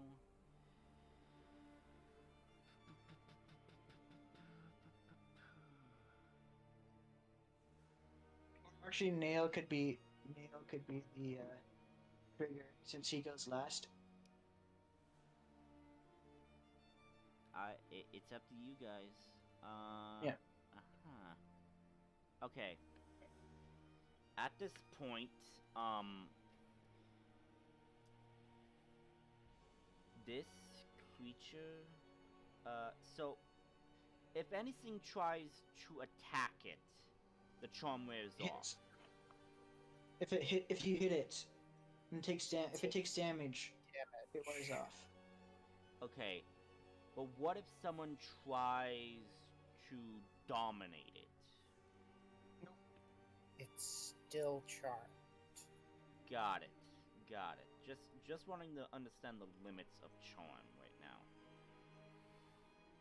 Because I am looking at what I could do, and I just want to look at what I could see. What I understand, you really can't do anything right now. For now. Unless I could do something. Not really. I mean,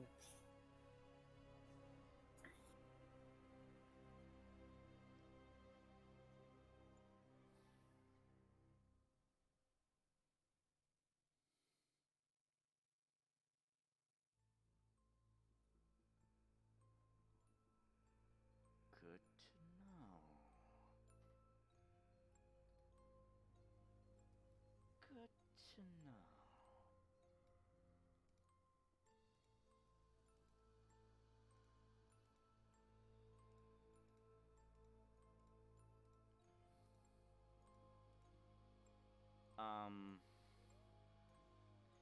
So at this point,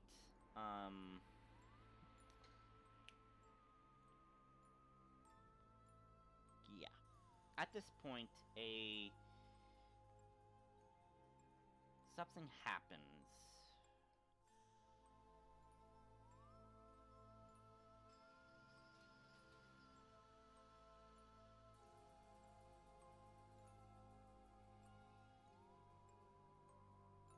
Good to know. Okay. What happens? Give me a moment. I am drawing it now. So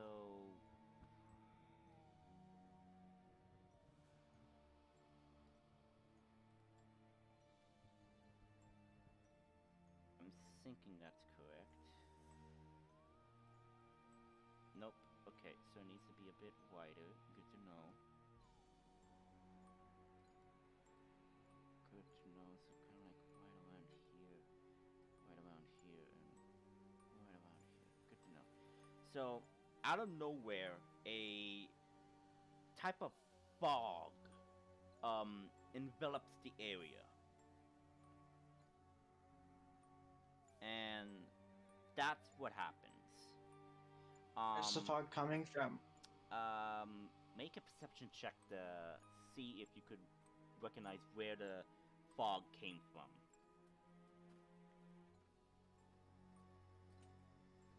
15. Generally, what you saw, it kind of came from your left. From where Nail is.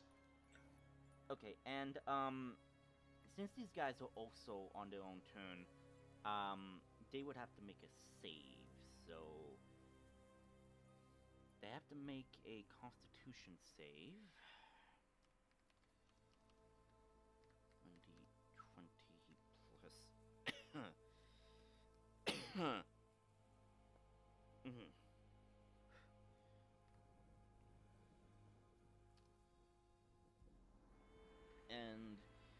this thing's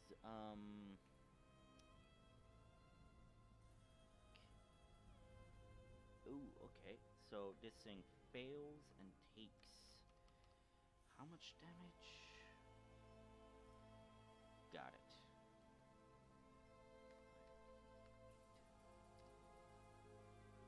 Good to know, good to know, good to know. So the Earth's Elemental takes 16 points of damage. So, Where did it come from? like I said, it came from the left side of you, Adrian. I think he means, is it bludgeoning, piercing, or slashing from a non-magical attack? It is magical. Okay. Is it thunder damage? It is not thunder damage. Is it poison damage? Let me read it up. Poison damage. Yep, it is. Then he does not take 16 damage. He takes half of that then. Doesn't take any of it. So he's still Damage immunity is charmed. poison. Got it. Okay, I just read up. Thank you. So he's absolutely nothing happens, and he's still charmed. He curses. took Poison is the no most damage. resisted or immune damage type in the game. Curses. Followed by fire. Followed by And then by cold, but fire and cold have the benefit of being also some of the most vulnerable damaged types. So damn. yeah, like my turn now. all Hang elementals are immune to poison. Hang Oh, on, dang. hang on. Minus 26.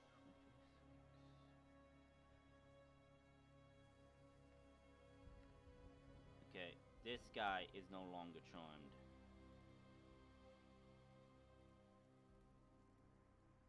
Of course, the Deus Ex Machina comes to save the Earth Elemental.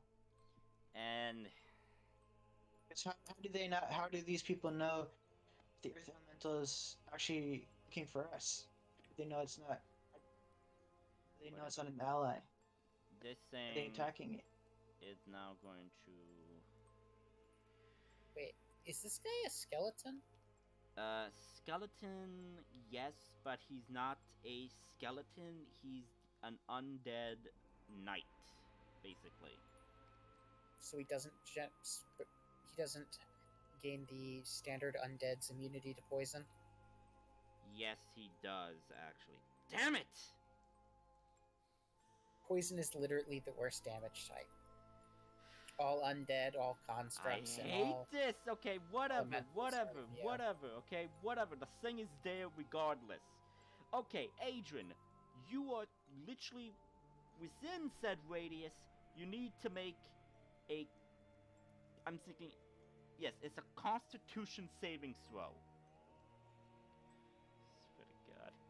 Ruining my plans. Friendly fire to at least continue and make it a bit more challenging. Curses. It was challenging enough, really. Natural 20.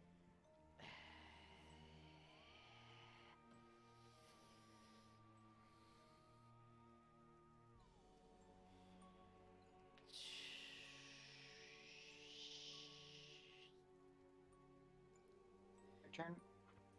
The spell DC for this is 20 plus 12, so Jesus, what? it's the Lich. It's the spellcasting DC for the Lich. Where's the Lich right now? Like I said, that was the Why are you Lich. throwing a Lich at the level?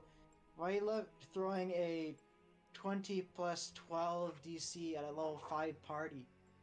Like I said, you're fighting it, but I'm not exactly wanting to kill you. This is more just to add flavor. But I was trying to see if I could salvage this thing because of you, my friend, and your hypnotic glow way, whatever.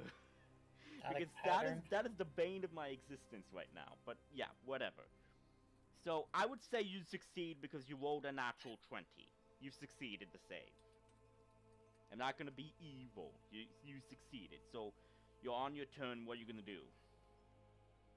Hold my action to attack twice with my long flame tongue for and no swing when Nail attacks Skeleton? the skeleton. Yeah. Okay. You're holding your action, okay. Nail, it's your turn. I'll just have the fire elemental come. Fire elemental this thing. Make the attack roll. I assume that's what you meant with the whole holding your action, because I'm not going to walk up and touch. I'm just going to have the fire elemental touch things aggressively. Miss. Yep. You still have the opportunity of Sacred Flame. This fog, what is it doing for vision? You could still see, I'm thinking. Let me read it.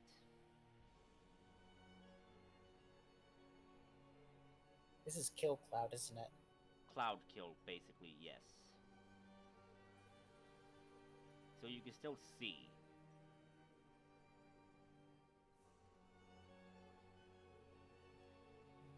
I guess I'll do the thing that initiates the attack. Let's do Sacred Flame. He can't dodge, so he takes the 9 points to the face. Yep. Right. Meaning I- he's charmed, he can't do a save, right? Correct. Okay, so he takes the 9 points of damage. Charm is done. Uh, And it's triggering. Layla's attack. I do believe that triggers everyone's held attacks. Layla can go.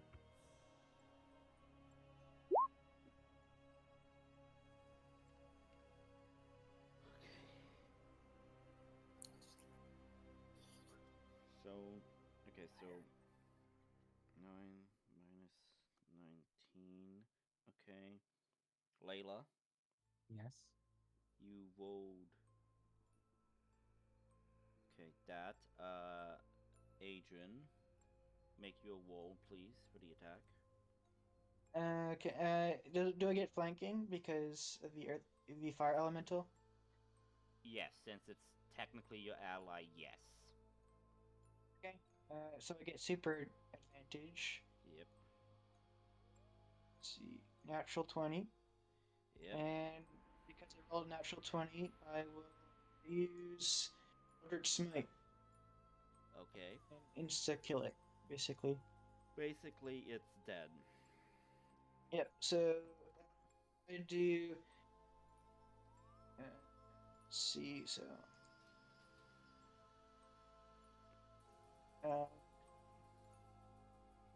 P1.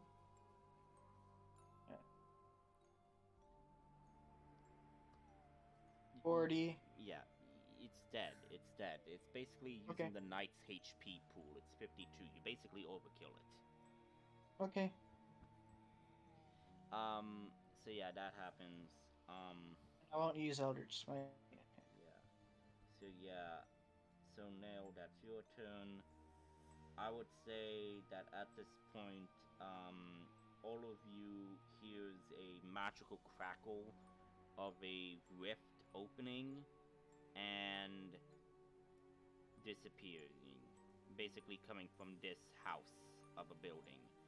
And yeah, that's pretty much it. So you're metagaming with the Lich. Metagaming in the sense that there are two liches, yes. That's unfair and unreasonable. Well, hey, you did pretty good damage on one lich, so don't worry.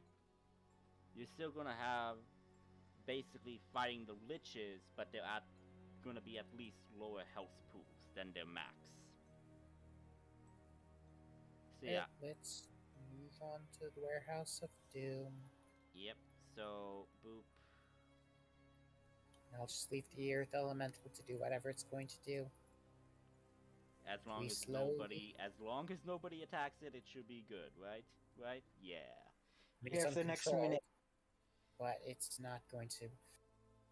It has no drive or desire to do anything. Question: So Are we liches still here and we're gonna fight them, or do they teleport away? They teleported. They teleported dimension. away. They basically dimension doored away. Okay.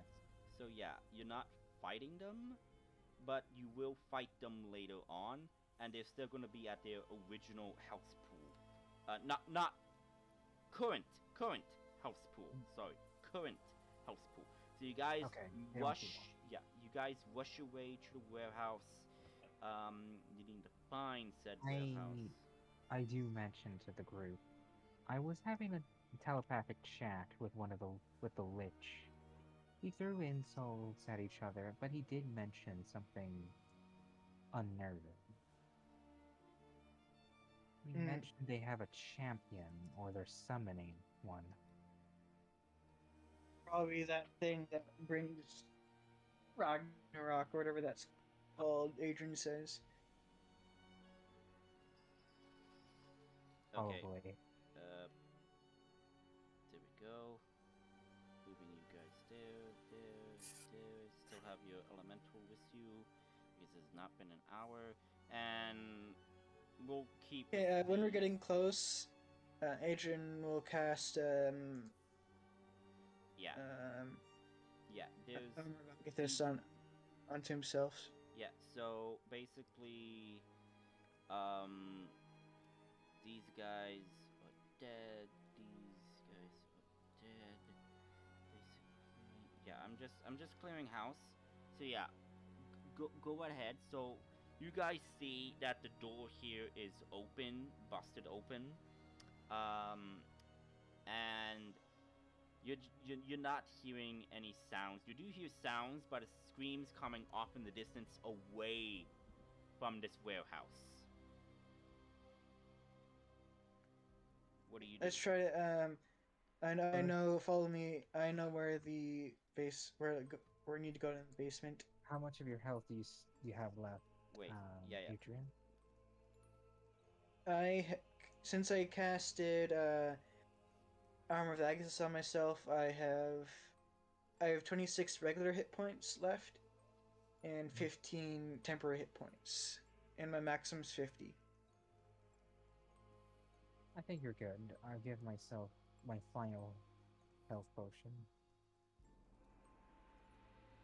9. That's good.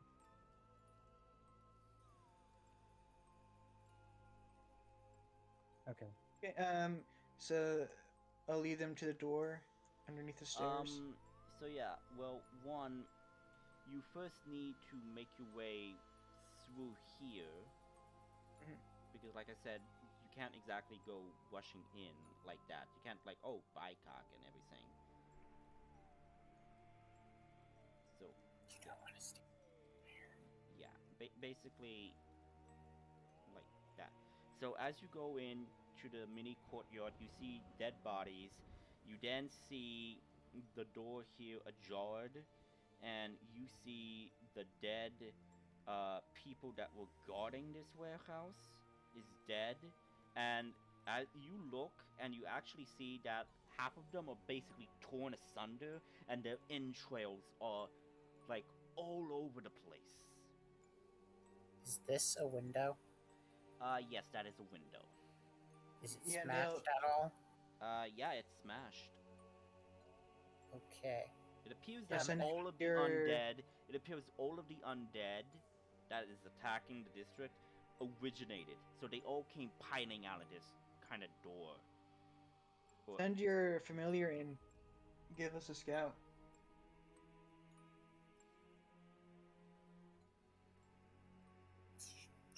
Sure. I mean, or we can just attack, and I'll send my elemental in through the window on the opposite side, and we can meet in the middle. Because scouting isn't going to do much good. Well, there could be a surprise attack. They could be holding their actions, and they might know we're coming. So they definitely know we're coming. But it could be they could have a trap for us. So to send your familiar in, see if they have a trap for us. Why would a flying creature set off the same kind of trap a person would set off? No, just see if they have a trap set up for us. They can look through its eyes. Yeah, you can see through its eyes.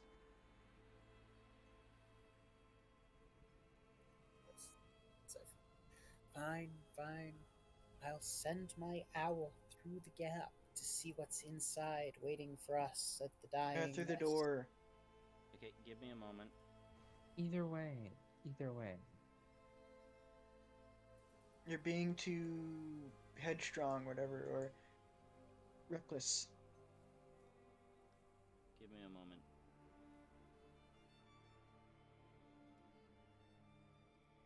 Just give me a moment. I am just getting something at the ready here for when you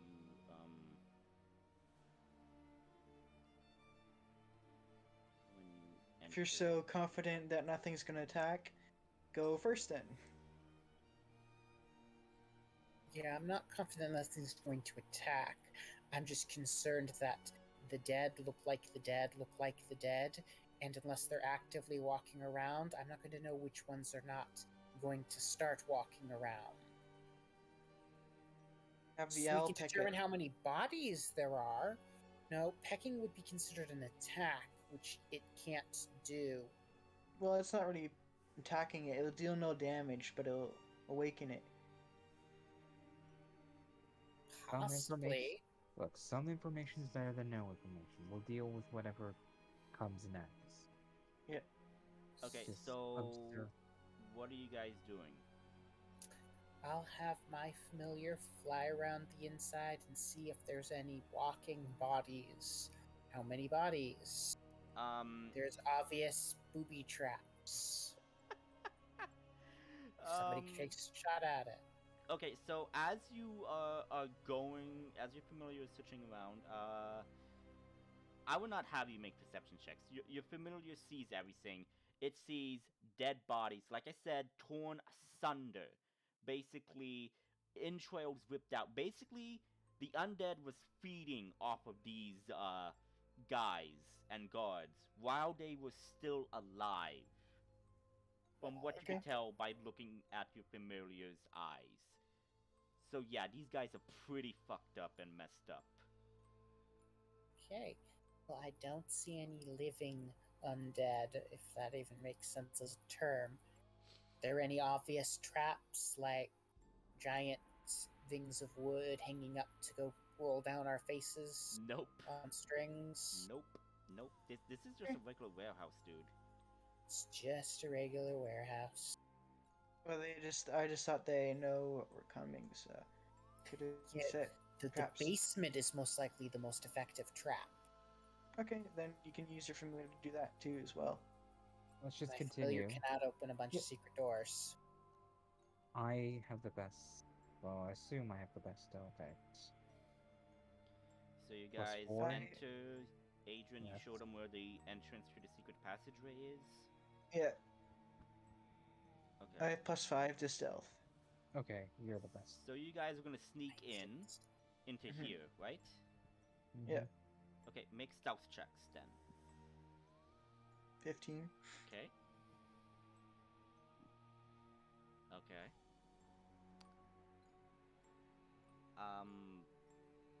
Is that a 15 or a 4? That's a 4. Because you have disadvantage. Yes, because I'm not proficient with the armor I'm wearing. So it goes clink, clink, clink, clink.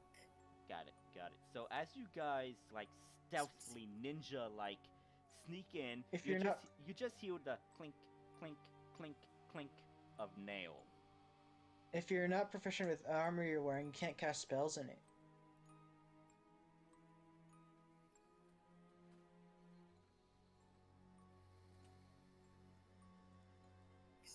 Is that hold on. Yep, that's rules as what written.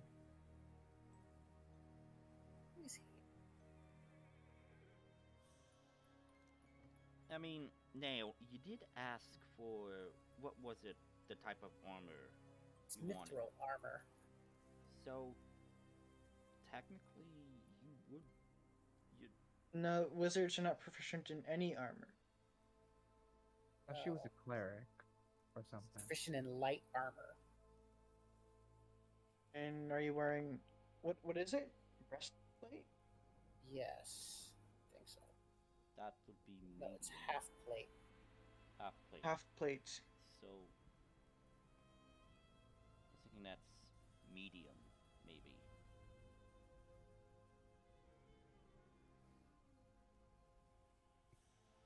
Emily looked at Yeah, it. half plate.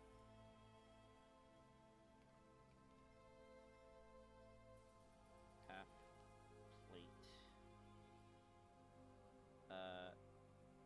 Okay, half plate. It is medium armor. It's medium armor, and you Yes. do have disadvantage because of the armor itself, even though it's missile. I never Missile just understood means why that would it's be lighter, and It's still extremely light in comparison but to its normal it self. still retains the AC, but it still has the disadvantage of it. So yeah. I guess I'm no longer gonna wear that. So yeah. No, mithril armor. Instead of it count, if mithril armor, if the armor normally imposes disadvantage on dexterity, stealth checks, or strength Or has a requirement, strength the mithril requirement, it does no longer not. has it, which is basically worthless as a material since only heavy armors come with strength checks and only one kind does that. Well, you don't have disadvantage with dexterity checks, but you are unable to cast spells because you're not proficient in it. With it. Unless you took like the moderately armored feat at level 4 or Nope. level 1.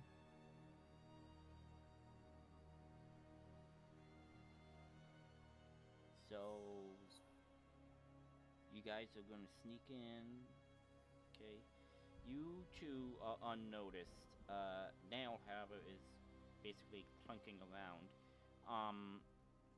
So you guys. No, he's fine. He doesn't have disadvantage to stealth checks because of the mithril, but the only thing is he can't cast spells and armor he's not proficient in. Which doesn't make any sense. No, it does. It's the reasoning is that you're like can't really concentrate on casting a spell as you're like distracted or hampered by the armor. The armor. That's the part that doesn't make sense. There should be no way armor, even if you're not proficient with it, It's should just distract gameplay you. balance. It's gameplay balance. Yeah. It's terrible gameplay balance. Unless we you know. get the feat of armor master, then you will be proficient with all forms of armor. Moderately armored. No, you have to take either moderately armored to become proficient in medium armor. Once you're proficient in medium armor, you can take a heavily armored. Then you're proficient in heavy armor. Yeah. Prerequisites. So anyway, getting back to the facts. So Adrian, you lead them to the secret door. Mm-hmm. Okay. You lead them to the secret door, and I suggest taking off the armor. I did. Putting on. Okay. I don't have any other armor. It's not like any other armor would ever help. Okay. Then you'll be 11 AC. Okay. As squishy as squishy gets. Okay. Same as mine. So now I'm asking this. I hope you guys what's the word? Adjusted that for your AC and everything. So now I'm gonna ask this. Where are you guys? What are you guys going to do? What is your plan, basically, as you're descending, as you're about to descend down the stairs? Okay, what is your plan? I don't think So we have I'm gonna. a plan. Yes, I have a plan. Okay, what is it? Have Nail's familiar scout out ahead. It'll like, fly in the shadows, be stealthy, and see what's in the room, and we gauge our success. Or and then with that, we plan our course of action with the information the owl gathers.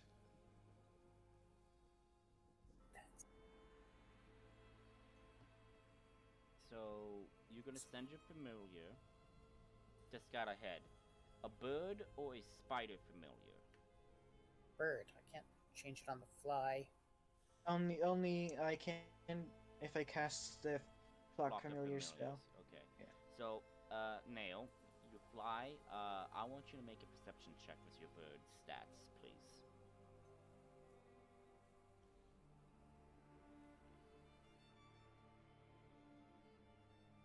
Natural 20. Nice. Okay. Immediately, your bird stops, perches like on the thing over here, and sees these individuals, except they are not human. They are humanoid, but they are not human. For they are very, very scaly reptilian humanoids, and you see them as what appears to be reptilian. So yeah, that's what you see. There's also a second room. If it goes around the, and Adrian says there's also another room around that leads into the altar room. So yeah, the question is, you have to make a stealth check because these guys will notice the bird if it flies. So make a stealth check for your bird using the bird stats.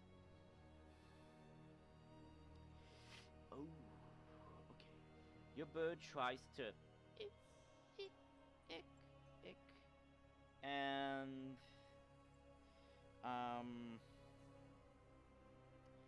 one of the reptiles just then picks up the familiar and just eats it. Picks it up. I thought it was flying. Well, yeah. So you could fly, or you could try to, because, like I said, it's perched on the thing. So basically, it's trying to get there without making any noise. So flying would cause noise.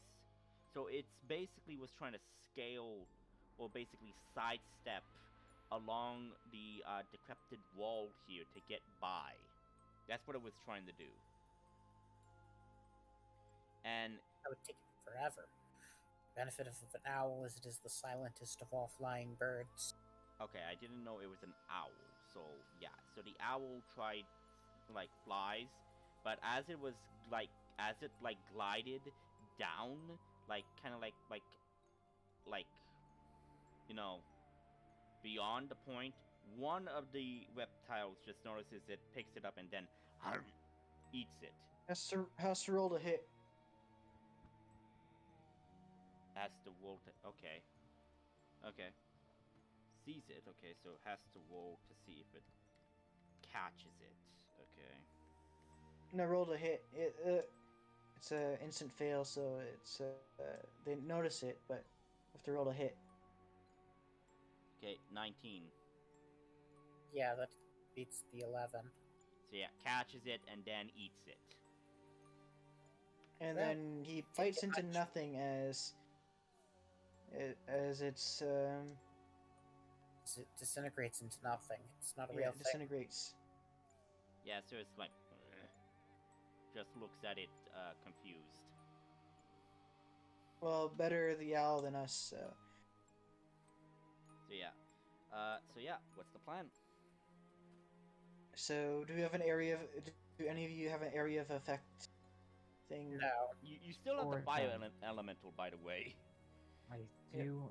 The only area of effect I have active is darkness.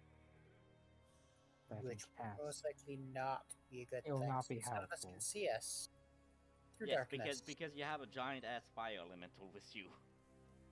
Darkness is magical, but none of us can see through darkness. So we'd be just as blind as the enemy you create. Again, I was just suggesting this. No, it's not good. I think I still have a couple dynamite left. Why not? I still have 2. Okay. And dynamite does fire damage? explosive force damage. Force is magical. Dynamite.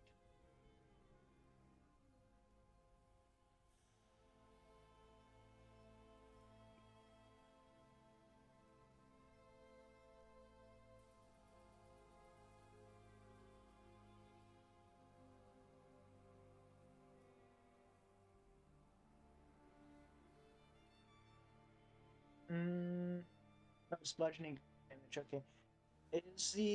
What is it? Fire elemental. If it is resistant to non-magical bludgeoning. Yes, it's resistant it's to non-magical resistance from bludgeoning. non-magical. Okay, so I say, I throw the one stick of dynamite here, and the fire elemental walks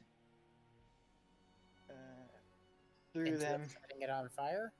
Yeah, setting it on fire, then blowing them up. Or I can just light it. Actually, I'll just light it, then toss it. I would just say light it and toss it, then Yeah. send the fire elemental in. Well, let's just hope you don't collapse the building we're in with an explosive. It's only for 5 foot, so 5 by foot. How tall is the ceiling? I kind of forgot what it was. I would say maybe. Usually it's like 10 feet or like 10 to 15. Yeah, around 10 to 15 feet high right now. Okay, so it wouldn't collapse the building. You think it's powerful enough we could blow a hole through the wall? Since this is dynamite and it's explosives and it is used to level structures and things and make holes, What is this made out of? Let me finish.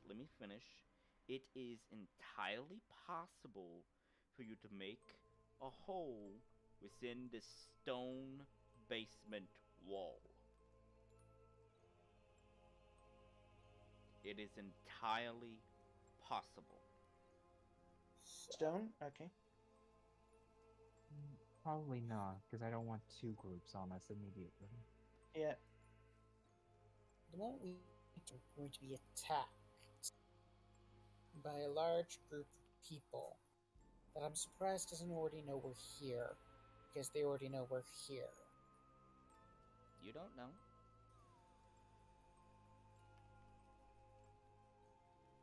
So yeah, throw the dynamite at this 2 guys, hit both of them, and attack the other 4.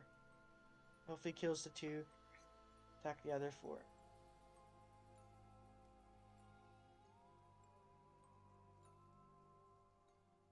Sounds like a plan for now. Yeah. Okay, give me a moment.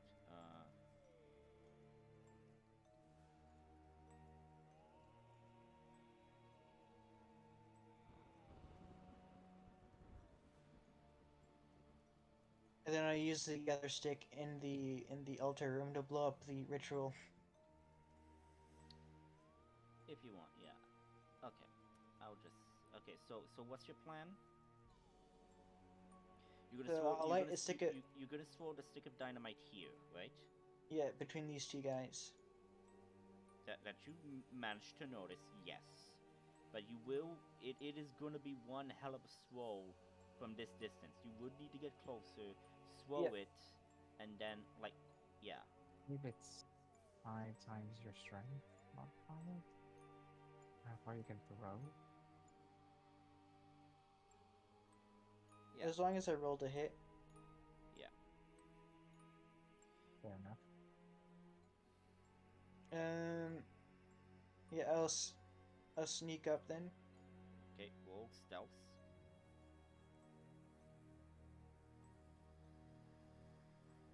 Stealth. 22. Okay.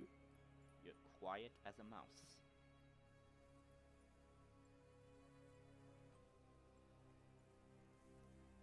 And then let's see.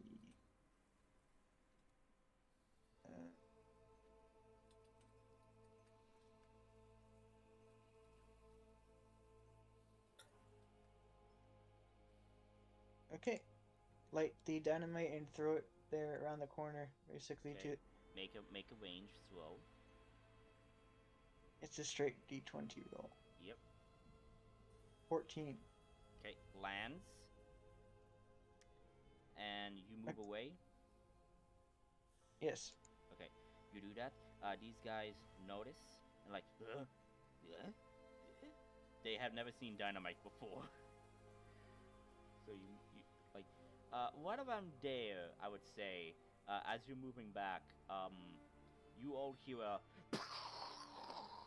Actually, before when they're doing that, I think it doesn't say how long it takes. I would say it would take like seconds. Takes. Yeah, we don't have extended fuses on the dynamite. Yeah, I would say it might. I would say it might take at least maybe 5 seconds for it to detonate. Well, as the fuse is going down, I'll cast prestidigitation to make it have a nice smell to it to attract more people closer. Okay. Boop. Like smell of like ham or meat or whatever. Yeah. Basically, yeah, they're there. And how much damage does dynamite do? They must make a dexterity 12.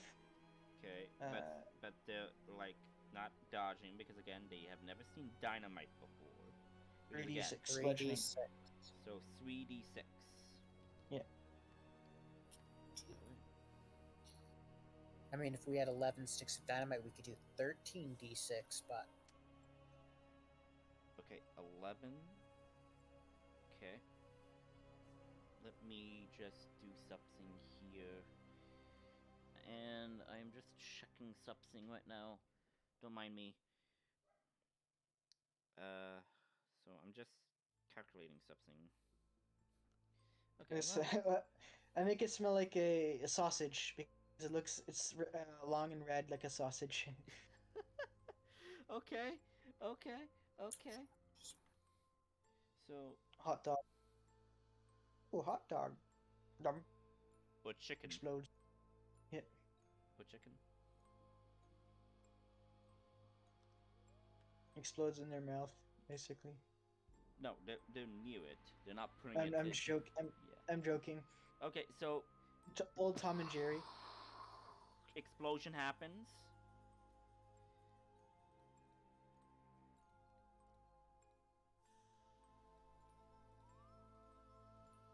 Okay, and now we can run in and start killing those guys.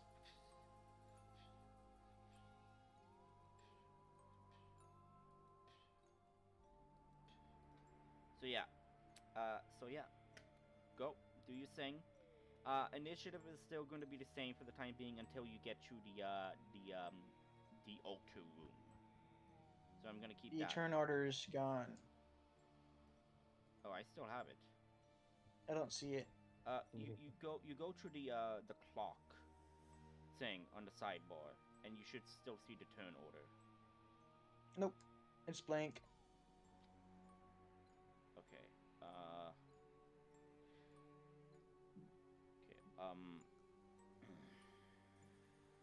Then just tell us whose turn it is. Okay. Yeah. So it's my turn. It's my turn. So they're just like they're prone.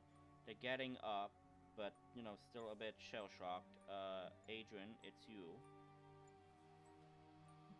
Okay. So can I see that guy right now?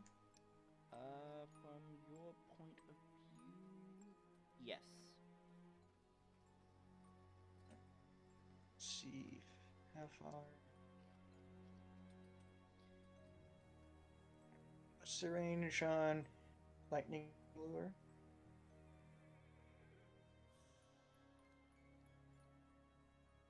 $15, so that's 5 feet closer, I guess. Actually, I won't get that guy. I'll get this guy instead. Get who? This guy. Okay. I move back, or I don't move back. I don't move 5 feet. Then I cast lightning. Okay, do it. How far does lightning drag?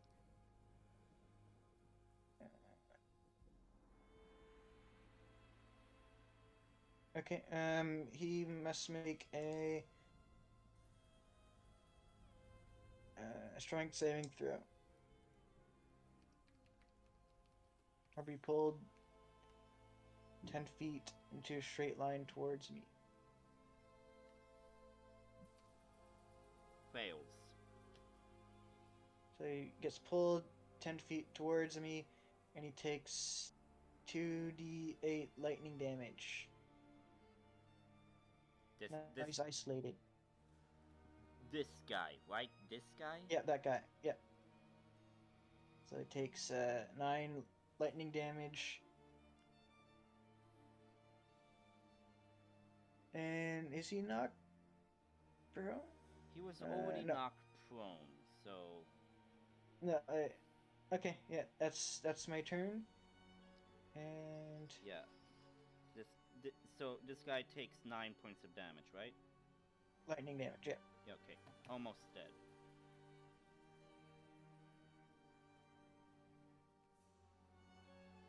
So yeah, that's your turn, Nail. Okay. I'm just going to,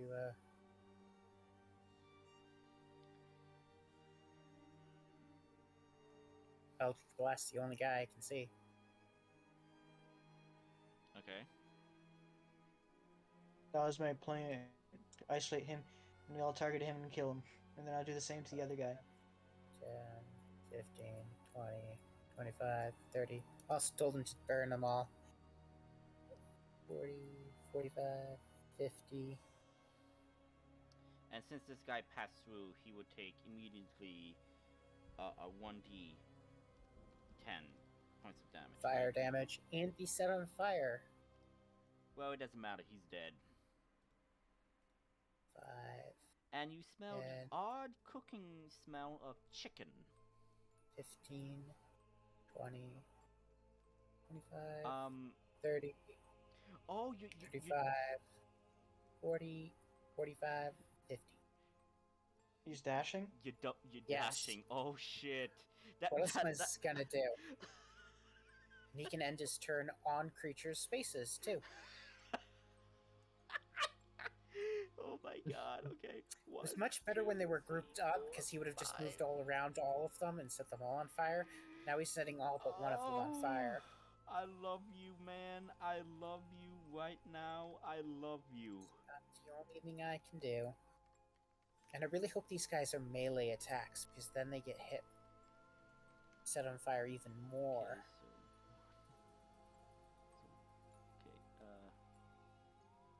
Okay, if I have a fire elemental, I'm use his fire form.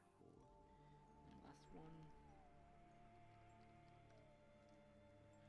Okay. These guys are still alive, but burning. And when their turn starts, they're gonna take that damage again.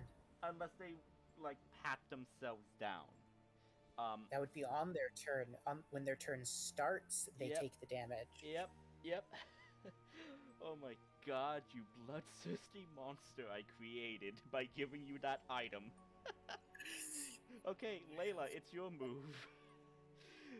What dark shit will you do now? Sliver of mine, this one. Oh god. Okay, you do it. Make the roll. It's an int save. Yes. It's an intelligence save? Yes. Intelligence save. Oh, they have no intelligence. It's a natural 1! You kill this thing! Right, he falls asleep around and has a seizure, then Like, flatline. as he burns. As he's burning alive. And that's it? Yeah. Okay,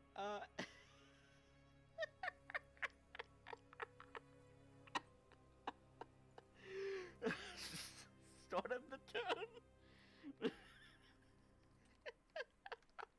I have to say, Nail, that is the most creative way to use the fire elemental. I have to say, okay, I would say that everybody, I would say everybody gets a point of inspiration for how they decided to freaking deal with this group of enemies. You all get a point of inspiration.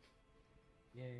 Yeah, the hot dog smelling dynamite drew them in. Jesus. Jesus. Jesus. I created monsters.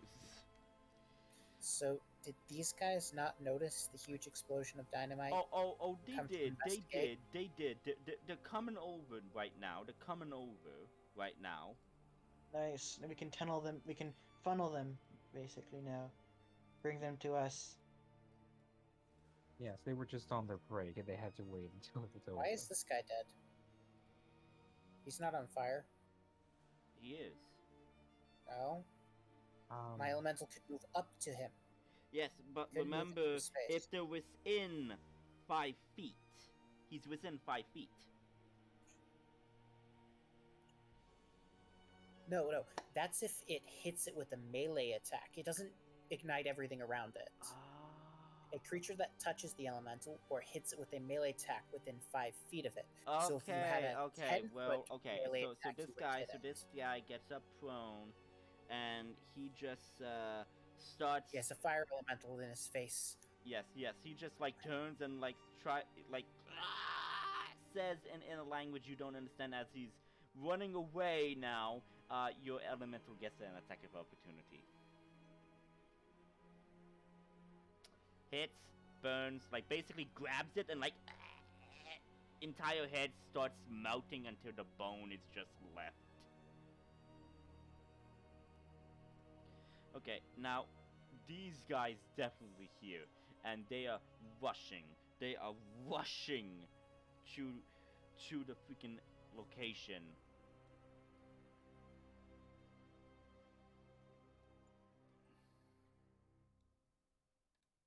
Yeah, I mean that's how you use the fire elemental. Is you move through every square it can move through, and then you touch things.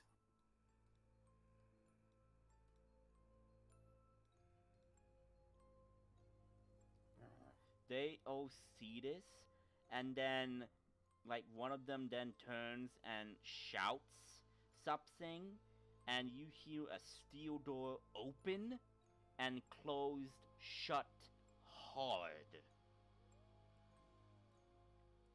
And one of them is going to take a arrow shot at this monstrosity that they are staring down at. Okay.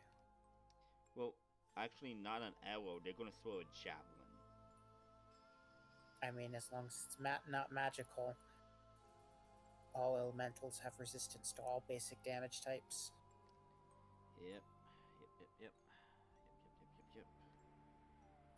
You want to know the weird thing? The earth elemental is the only thing with a damage vulnerability. Okay, this hits. And the fire elemental is the only thing with 2 damage immunities.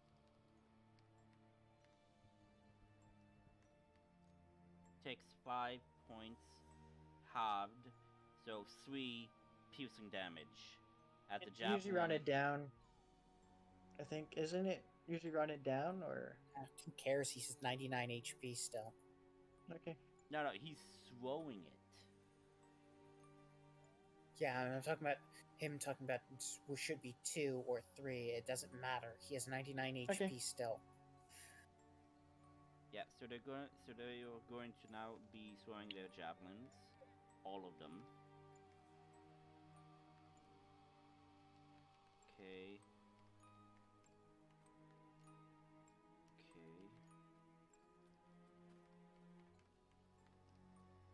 Okay. It doesn't take much to hit a fire elemental.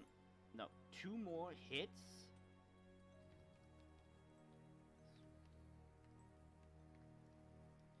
That's gonna be 4.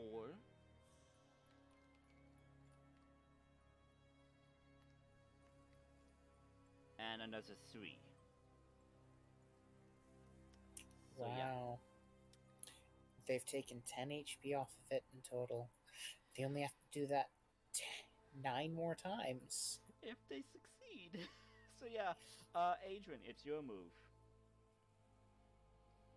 Here. Can I see him? Yeah, you could. Yeah. He's well within the 60 feet of light that my elemental provides. Yep. Oh, okay. I didn't see this big group back here. My screen wasn't wide enough. Okay. Yeah, you need to look down. You need to scroll up and down, dude. Yeah. Shoot that guy twice with the Eldritch Blast. Okay, make the attack roll. 13. 13 misses. 28. 28 hits. 2 force damage. Okay. You just like Yeah. just like rubs it off. No, it's not gonna rub this off. And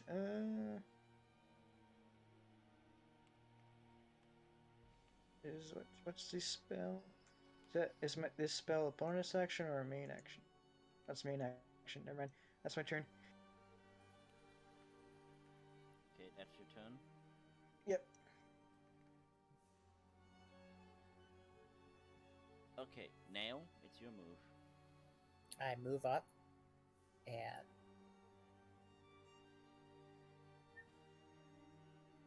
5, 10, 15, 20. So 25. He's not actually inside the room. Fire elementals don't exist as solid space. They can squeeze. It's 25, 30, 35, 40, 45, 50. Okay. Rolling. And okay. Let me roll for the damage okay. that you do. Geez, like fire elementals can move insanely fast. 50 feet movement. Yeah. Just made out of fire. That's literally why their thing is to move through every square, set everything on fire, and then start touching things. There's a joke there. I just know it, and there's a joke there. So yeah, whatever. Okay, so yeah, damage is that, and you're going to attack, touch this guy. Yep. Okay, make the attack. This one? roll. Yeah, not the one he's inside of. Miss. Oh, this guy? Both miss. I mean, they're all on fire, so. Yeah. They all miss. Yep, that's the turn. Mm-hmm. Layla. Alright.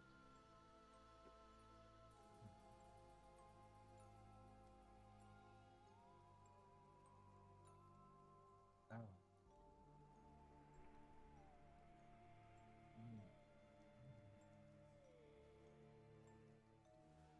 Here. Okay, at least I think I see one of them. What? Yeah, they're all in extremely bright light. Yep. It's just Most the likely. angle where I'm at. You most likely see this guy. Yeah, These two are definitely not possible to be seen. So I shoot at the one I definitely seen with the firebolt. And my guess is the one that's right here would be a bit difficult since it's inside a fire elemental. Yeah, the one I can clearly see. This guy. Got it. Make the attack roll.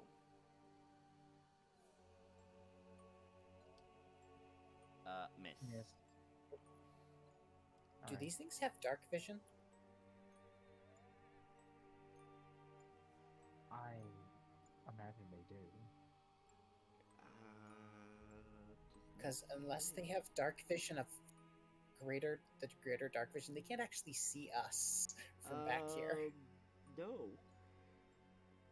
So they can't see us. Yeah, they just see a giant floating fire monster of monstrosity. So yeah, now it's their turn.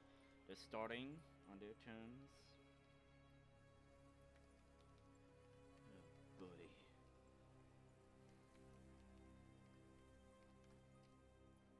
Oh boy.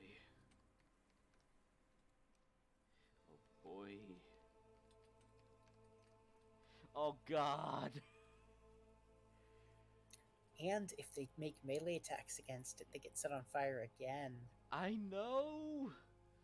This is bad. This is so bad. Oh my god, for me. But he can't Fire move. elemental MVP of this session. Yes. Oh no.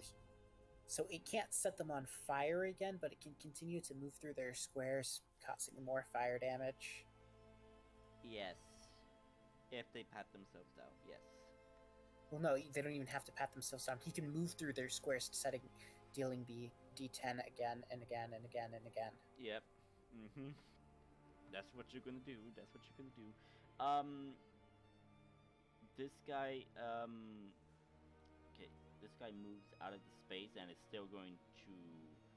He's going I to. do believe he's supposed to take attacks of opportunity. Would anything want to attack of opportunity a fire elemental, knowing that it's just going to hurt them more? So you stop right in the middle of it. He just moved away. He's still within the radius of range. I meant when he was moving through all their squares. They could have attacked him because he's moving out of their threatened squares. But I mean, would anything want to attack a fire elemental? I did not take much heart into that.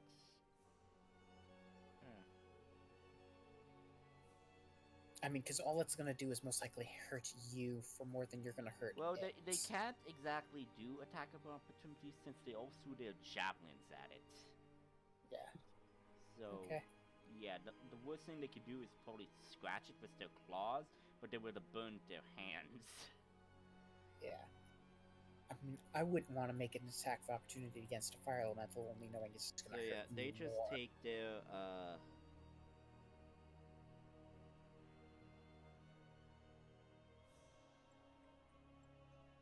They take their swords, crude swords, and they're going to attack. All of them. Okay. They're all going to pile up and try to, like, surround, like, attack this thing. Like, again, they don't know much about magic. Okay. So if they miss, they're not going to take the damage, but if they hit it, they're going to take 5, and they're going to take the 1d10 fire damage again. Yep.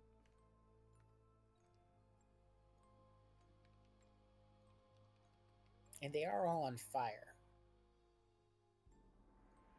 Patting themselves is going to take an action, right? Correct. Putting yourself out takes an action.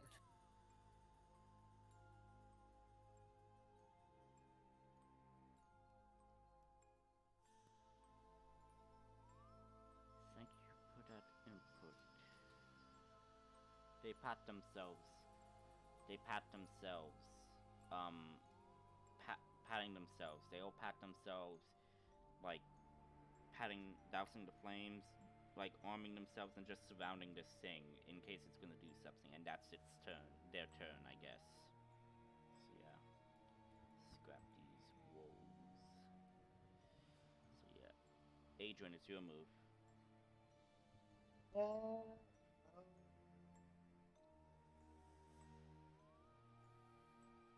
Here, I guess. And shoot this guy with Eldritch Blast. Okay, you shoot him. Natural 20. Hits.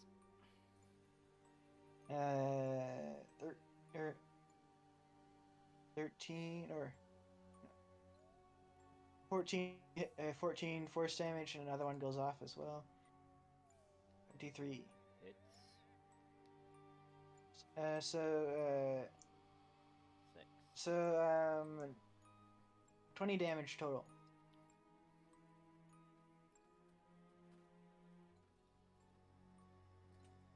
Dead.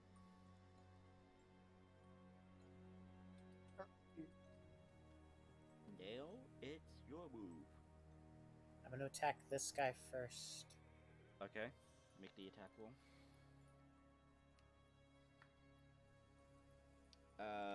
14 misses, but 24 hits. Is he dead? Nope. Okay, well, he can attack if he wants to. Yeah, because let me finish. This guy is bloodied. Okay. Yeah. So you're moving out of his range. Yeah, he's gonna take a swing. Hits. Then he also takes 1d10 fire damage. Yeah, let me first roll for his attack damage.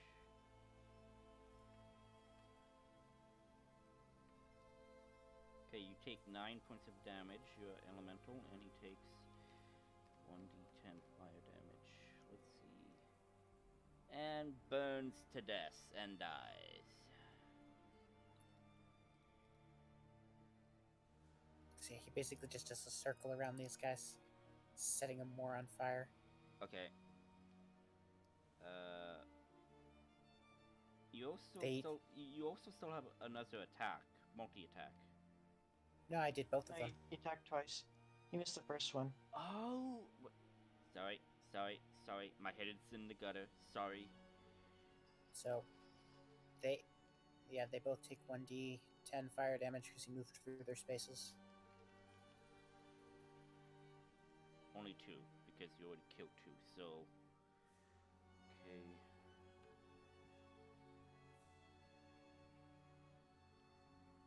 So... Calculating...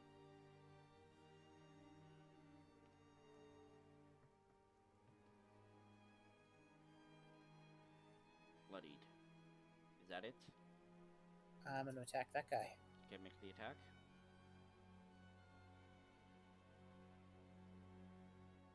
I don't think a 13 hits him. No, it does not. Okay. Level 5 Warlock? Warlock and Wizard. Yeah. So, yeah. Only level 5. He's character level 5, but his class... Oh, yeah. Yeah, he's multi-classing as a Warlock and as a Wizard because he's playing as a healer. And cantrips are based off of character level because you don't have to have classes to earn spells. Yeah, so... Especially cantrips. Yeah, Layla, it's your turn. Oh.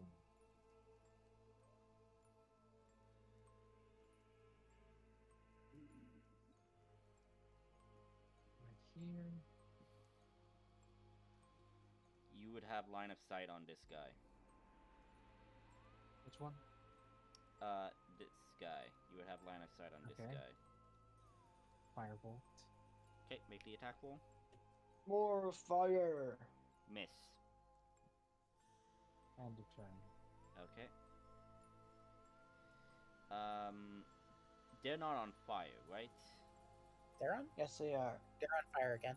You walk through their squares, igniting them once again. Okay. Just making sure.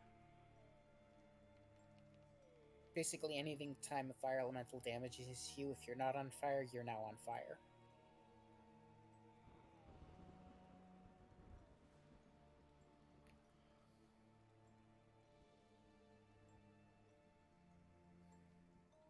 I wonder if he's going to try to run away to the door.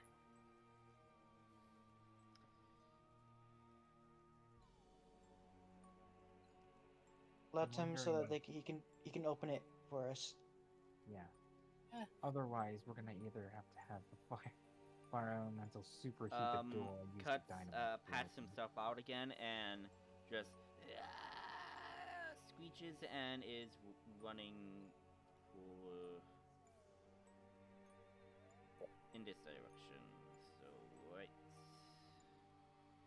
I'm gonna assume he pats himself off after he starts running, so he doesn't he pats pat himself off yes, to get set on fire with this touch attack. Yes, he pats himself. Oh, let him open the door. It's his choice. So the elemental was given the orders to burn everything, so which is going to attack. Yeah, so hits, and he's dead. So because there's no reason for them to open the door in reality. So yeah, they're dead. Okay, question. Yep. In this wall that I can see, are there any gaps leading into the other room? Doesn't mean the stonework was good. Okay, so you're asking if there's any gaps in the wall here to see if you could see what's in the other side of the room. Yeah, specifically any that are 1 inch big. It's 1 inch, Make yeah. a perception check. You let us know about that? Don't forget, you also have bless. No, not bless. Yeah, Guidance. Yes. 18. 18. Okay, you do actually see a loose brick that's about the size of your fist. Ooh, good. So I'm gonna go to the brick. I'm gonna pull it out. Does it lead all the way through to the room?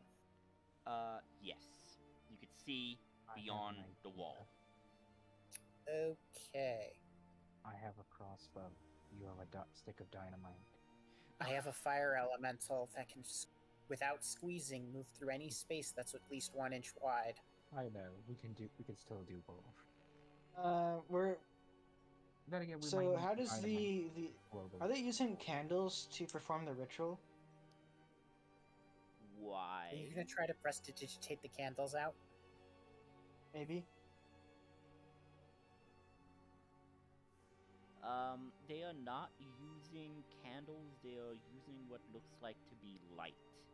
The light spell. And still mage hand and flip someone's coat over their head. Just for fun, but otherwise, send in the fire elemental. Here. You have darkness. Why don't we, darkness and fire elemental? And fire elemental just has to move around randomly. Deliciously. And then we will figure out how to open the door while everybody's on fire. We could use the I have an stick of idea. dynamite. Yeah, stick of dynamite. You sound like Okay. all of these ideas can't work in concert together. Yes, that's we're all. I mean, you don't have to send it the lit stick of dynamite, and you can. I know. We're using the stick of dynamite to open the door, but first darkness, then fire. Okay. So you want to use the little crack in the wall that you see to use the darkness spell, and then send the fire elemental in, and then you're gonna move yourself to the door, and then you use the stick of dynamite, your last stick of dynamite, to blast open. Two more left. Two more left. You're gonna use one other stick of dynamite to see if you can open up that steel door. Yep. Okay. So who is casting the darkness spell? I am. Okay. Go ahead and make the spell, because I need to look up what I need to use for this counter spell. There is no saving throw and there's no counter to darkness. Seriously? Nope. That is a spell. Using the counter spell? Yeah, counter spell. There's no way any of them would be able to use counterspell. I wouldn't. Unless you're going to claim that Layla does not have complete. Unless there's someone staring at her. Because they do have to see. They don't have to see you. Right. Okay, yeah. I mean, they know we are here, but I doubt they're going to expect us to come from this side. Wait, hang on. Yes, Hang put the on. stick of dynamite. Wait.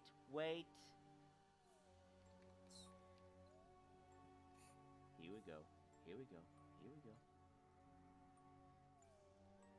I was just making a joke. Put the stick of dynamite in the hole.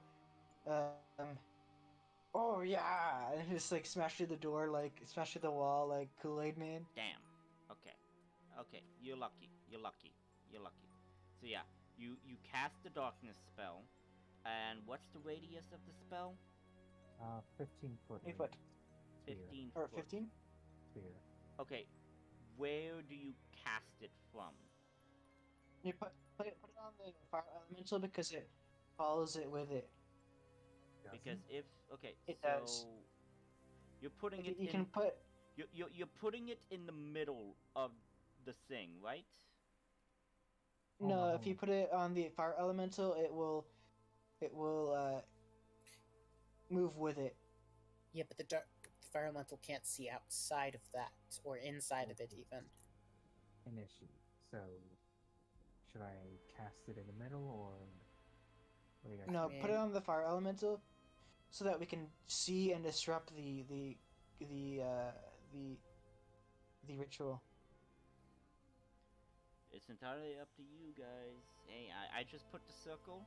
It's ready. The circle isn't big enough. It is. 15 foot. So, hold on. One more. That's the area. Okay, thank you for placing it. So why don't you grab one of these bodies and give them a radius of 15 feet? No, okay, wait. How do I do that? So assuming these are regular tokens, when you click on them, they have the 3 circles above, and they have There's the 2 the little aura weird token. things below. Go to the thing that has the token settings on the bottom. There's token auras. It normally has aura 1, aura 2, radius 15 feet, circle. Just give it a color. Like there's a black. I think it might be bigger because of the token I'm using. So I have no idea how to do that. So the in the token options, when you click on a token, 3 circles above appear and Yeah. 2 things below. Yeah. Not the one that's completely below, the one next to it that this. has a gear. Click that. Okay. Go down to where it says token aura. It doesn't. Oh, okay. Yeah, now I see it. 15, and It should already be set to circle. yep, there we go. I don't see anything. Make sure And yours click is set to show visible. to players maybe. Make sure to save settings. Oh, players permissions C. Save Yeah, settings. or into Now that. can you see Yeah. it?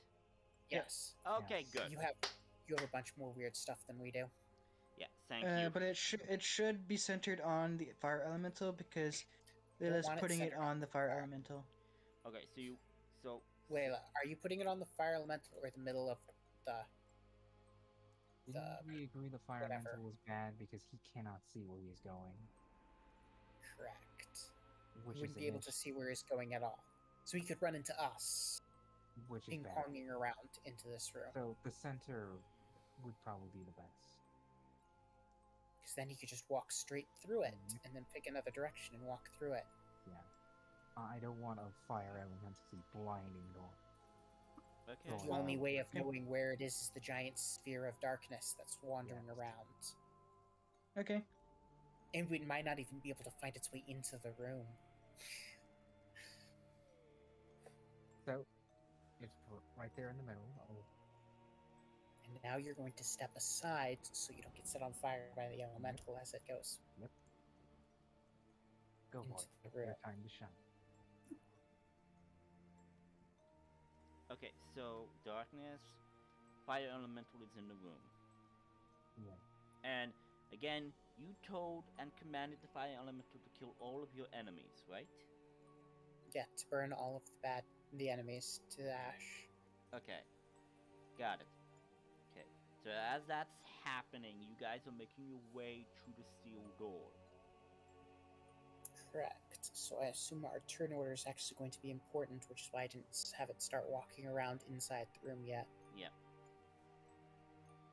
Okay. So should we roll initiative now? Okay, so, first off, you guys are at the door. I would say you do that. And yes, you could roll for initiative. Well, I would say Lula would have to be somewhere over here since she would have to cast the spell from here before she could run up to us, but That's fine. It's best that I don't go in first. Yeah,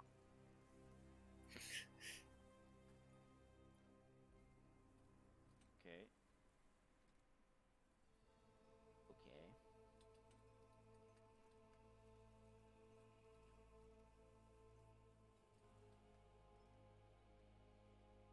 Adrian? Okay, roll for initiative. Okay. Yeah. Okay, 1 second.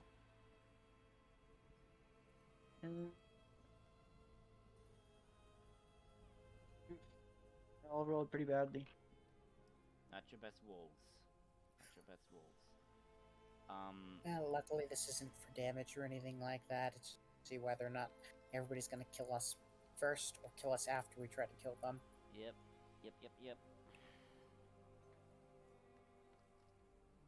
Okay.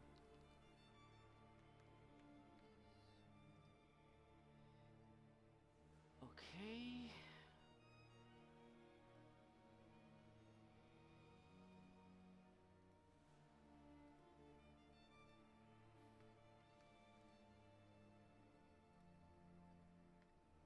Layla, Yes. what's your dexterity? Like the number, like 16, 15, whatever. 4. 4? No. What are you talking about? 12. Her dexterity is either 12 or 13. Oh, Yes. my dexterity? Yeah, Okay, yours. I wasn't. My dexterity is a 14. No, wait, 13. Okay. Good to know. Good to know. If you ever want to look at that, if you hover over her thing, it's the 4 plus 1. The plus Got 1 it. must mean she either has a 12 or a 13. Got it. And this is just for generic. 7, okay.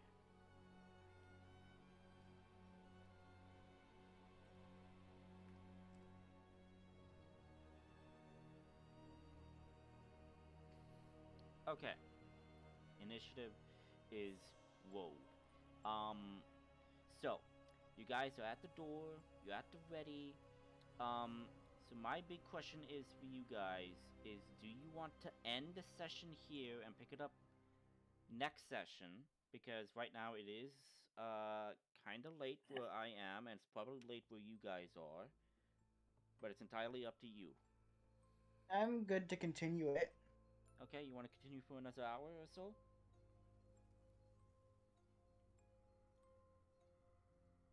Is everyone okay with that? I'm okay with that. Nail? Yeah. Alright, let's Yeah. do it. Okay, so initiative is rolled and everything's ready. So, Adrian, you put the stick of dynamite on the door? How do you want to put the dynamite on the door? I'll put it on the hinges, basically. Okay, so you stick it on the hinges and you get ready. Yeah. And then I'll use prestidigitation from 10 feet away to light it, basically. Okay, and My what's the blast fingers radius? lights What's the blast radius? 5 feet. 5 feet? Okay, good. So, The blast would explodes. be able to trap. Explodes. You look and you see the door is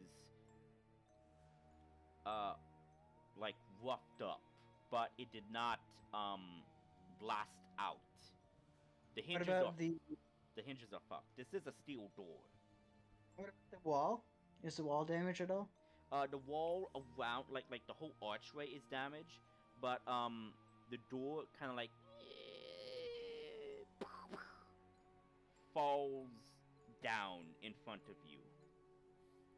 I was about to And say that as soon as like the door falls, I'll hold my action. If a enemy's there, I'll shoot Eldritch Blast. yeah, so as soon as the door falls, you see what appears to be a figure holding a big ass shield. Okay, Eldritch Blast. Pew Um, pew. so yeah, make the roll. Miss. Okay, gonna move to here Okay, or to here. Yeah. and now it is time for the actual initiatives. Actually, wait, hang on. I forgot to give this guy a turn. Hang on.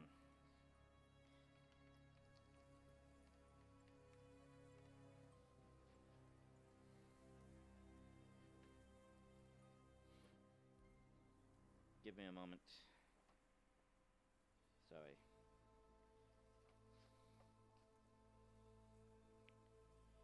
I'm looking, ooh. That's sounds promising.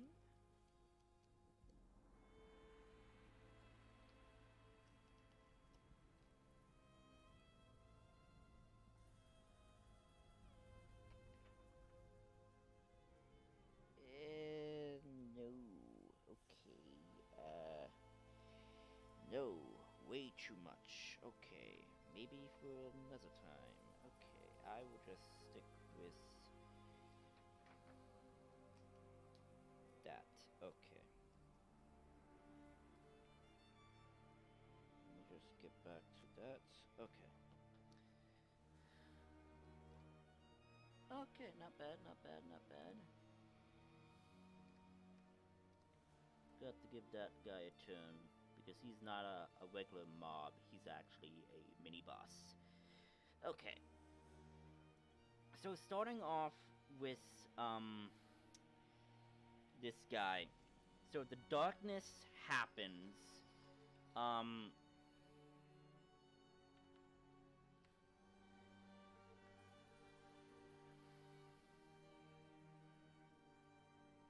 darkness happens, and immediately this guy knows what this is, and he orders one of his minions to do something, and he is then going to move. Let's see, 1, 2, 3, 4. I'm gonna roll a 1d4 to see what direction he's gonna move to, because again, he doesn't see. So 1, 2, 3. He's gonna move.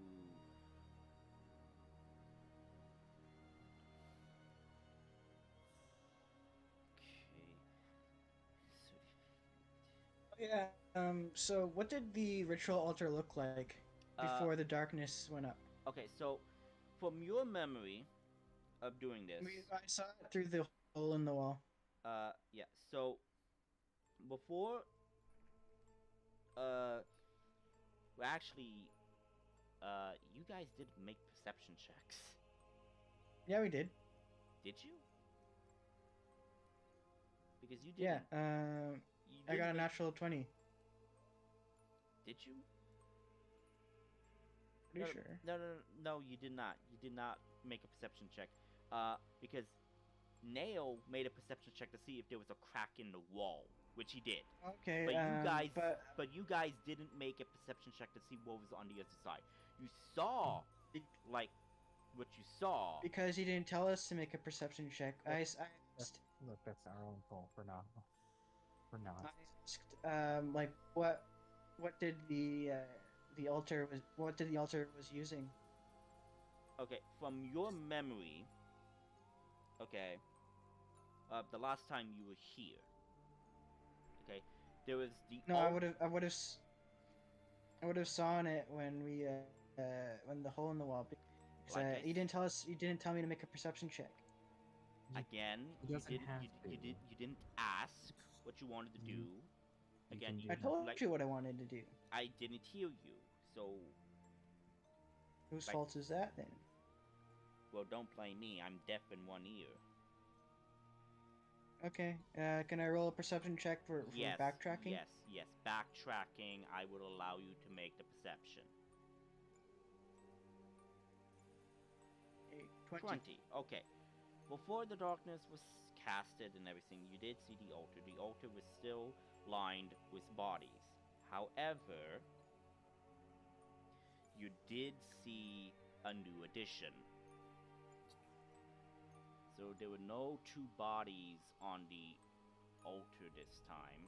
I am going to leave the body there because that's what the darkness is. But you did notice something else on the altar. Mm-hmm. Which is new. Which is bad. You saw, strapped to the table, Shala.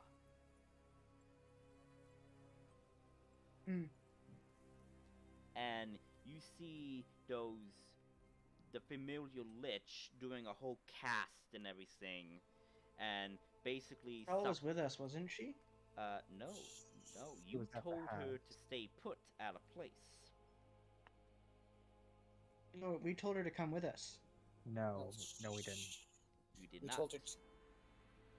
We told her to stay at the.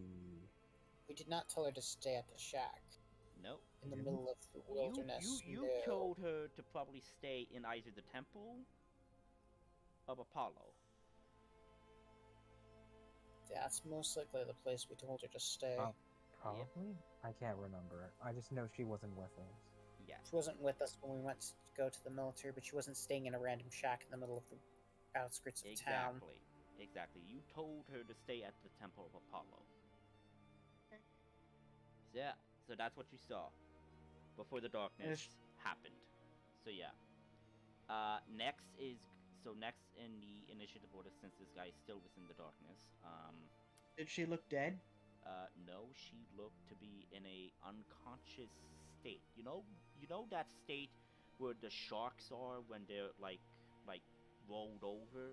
She was kind of like in that state, kind of like in a magic-induced sleep, as these guys are doing like a whole casting ritual thing. Okay.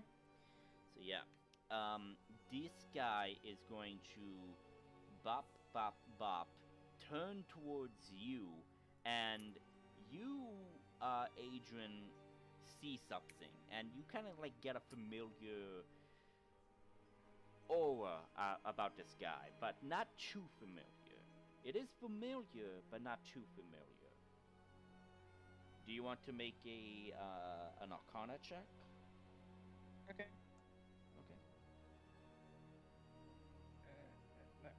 15. Okay, you only recognize this aura for its familiarity from one other individual that you encountered, and that was that pirate guy you encountered, your nemesis, apparently. But this is not your nemesis. This is entirely different. This is a different guy.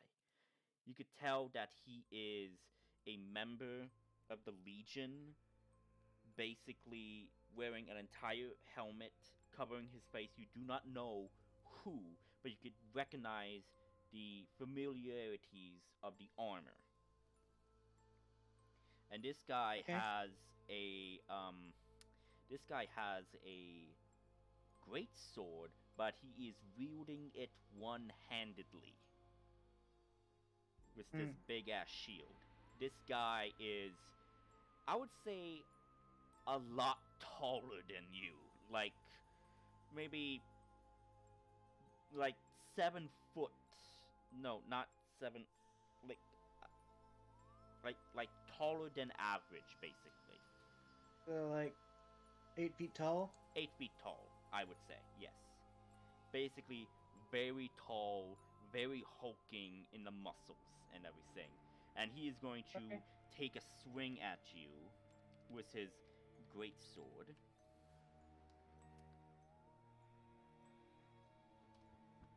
Damn. He misses? He has multi-attack, so he misses one, but he hits with the other attack. Okay, he takes 15 cold damage. Okay, let me first do the damage of this first. No, disregard that. Disregard that. Yeah, like 1d26. Disregard that. Disregard that. Oh, balls, buckets.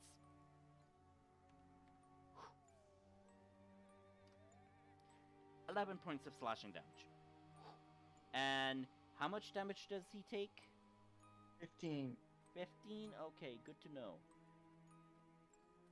Good to know. Good to know. Good to know. Good to know. Okay. Okay, got it. And he just says, apostate. And that's all he says. Okay. And it's your move. So directly behind him. You are facing in front of him. You are facing it. Yes, but directly behind him, a zombie samurai putrid shows up. Oh. Okay. And now it is flanking it. Hang on. Let me get you a. Just move the corpse. Fine. I'll move a corpse. There are dozens of things already on the Okay. field. Okay, Mr. Top guy. Okay. I meant more like one of these corpses, but Fine. Bloody hell. I can't do nice things, can I? you were going to search for a token when there's a bunch of armed tokens. Yes, because I don't want to reuse tokens. I want to give you some, like, epicness, but okay, whatever. If you give us multiple characters to control that we can put tokens on, we could put them on ourselves. Yes, okay, whatever. So you have your token, and I'm gonna put the green icon that he's your ally. So yes, you summoned this thing. What do you do? He attacks with his rotting claw. Rotting claw. Okay, make the attack roll.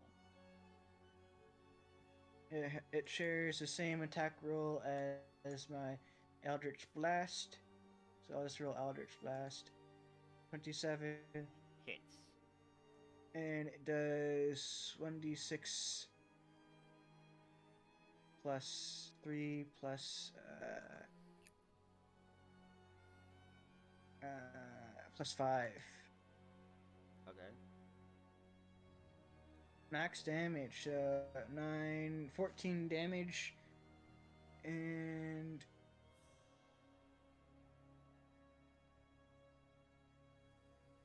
that's my turn. So 14 damage? Yep, 14. Okay.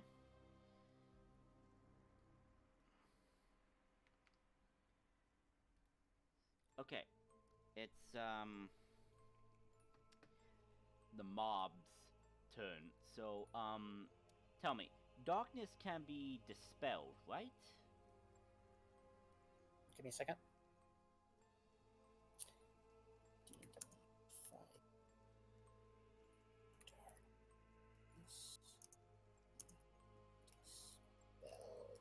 Because it is magic.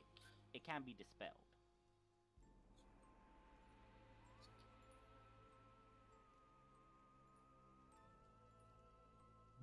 Pretty sure it can be. Pretty sure.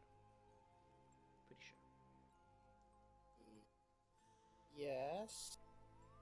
It can be magical dispelled. effects are still singular magical effects, yeah. But how would you target it is the problem. Arcana check to figure out where the point of But area. the point would still have total concealment. You can dispel it with magical light, I think. Or at least lessen the effect.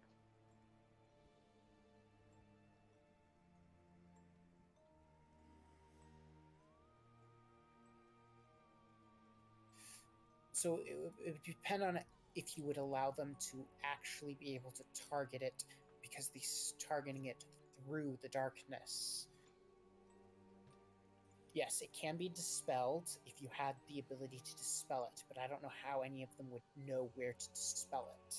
Well, these guys are the guys in the robes are magic users, and they are quite adept. So I'll just roll a 1d100 percentile. If they roll above 50, they are able to know where it is and dispel it. If they roll below it, they don't know where it is for the entirety of the encounter until they try again. Sounds fair? Yeah. I mean, that would be the thing. It can be dispelled with the dispel magic can't hit it, but because of its effect, they wouldn't be able to see it to dispel it, because it would have total concealment unless you had a way of seeing through the darkness. Okay. That's what I can get from what they say. They all rolled below 50. Okay, so while they don't know can where, so they don't dispel know. it, they don't know where to target their magic to dispel it. Yep. So yeah. So I posted what the zombie looks like Yep. in I mean, game chat. if a beholder wandered around and shown its anti-magic field, they'd be able to immediately find where it was, but I am rolling in the directions of where these guys are probably gonna go.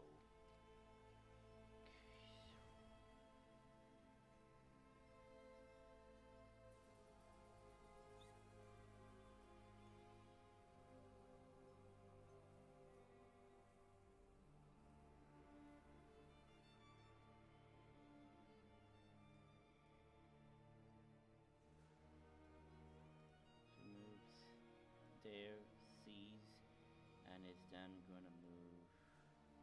So he's there. He's gonna move kind of right there at the edge of the room. And I would say from this point of view. Oh, what happened? I clicked a button. Oh, so I would say at this point of view, this guy in the robe would be able to see your elemental. Okay, next guy.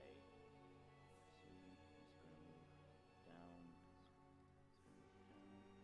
He's gonna see, okay, and then so he's then going to move there. And then same thing, this guy's gonna move down, he sees, and he's gonna move there. This guy isn't safe, so he's gonna move till he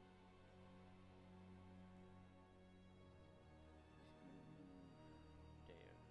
he sees. Okay. Okay, that's the mob's turn of moving.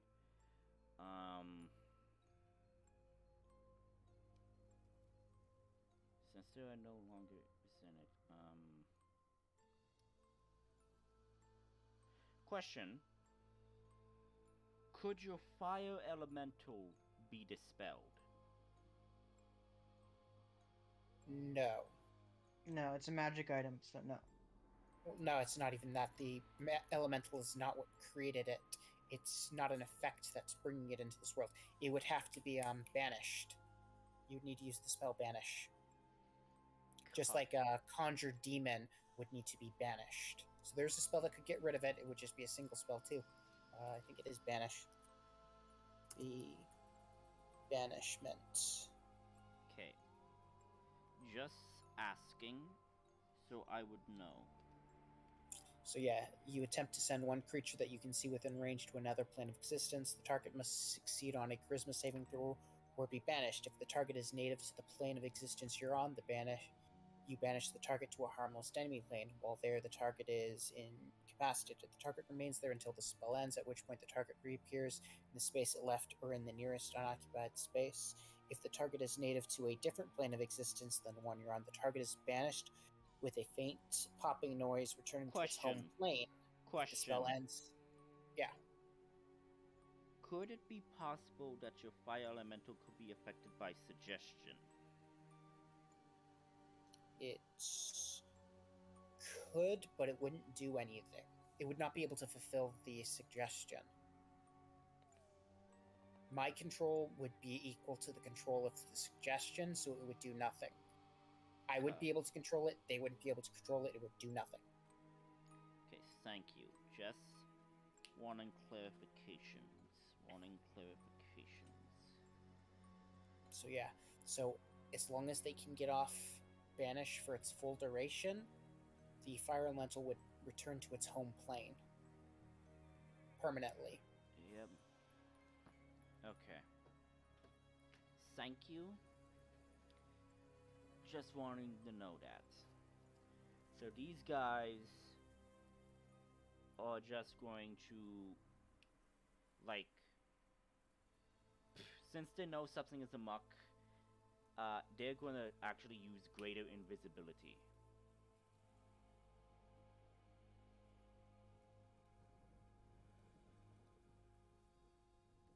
So, unless you could make a very high perception check, you won't be able to detect these guys.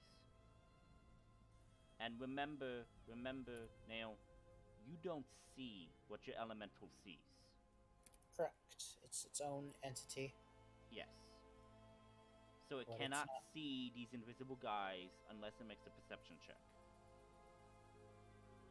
And it is going to be hard since these guys used greater invisibility. Well, actually, the only real benefit to using greater invisibility to just invisibility is they can still do stuff. Oh. Okay. Got it. If you just use invisibility, if you attack something, the spell ends. Greater invisibility, you can attack stuff, you can do all your actions as normal. Good. That's the only difference. Good to know. But it does require concentration. It does require concentration. And my fire elemental doesn't need to know where they are to pass through their square. Perfect. So they can't use any concentration spells. So becoming invisible, so an invisible creature is impossible to see without the aid of magic. Goes here. For the purpose of hiding, the creature is heavily obscure. Sees your elemental. Now. Opportunity is there for the elemental. I mean, from the elemental. Let's see what I can do with this thing.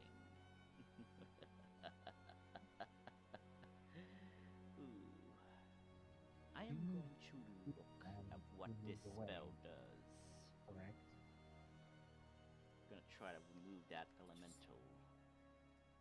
I mean, if these are real liches, then they should have killed us already.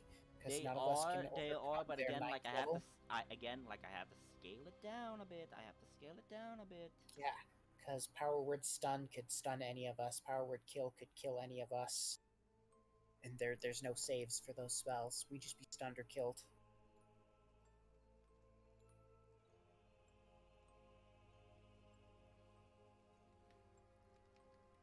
Just don't have Vanish.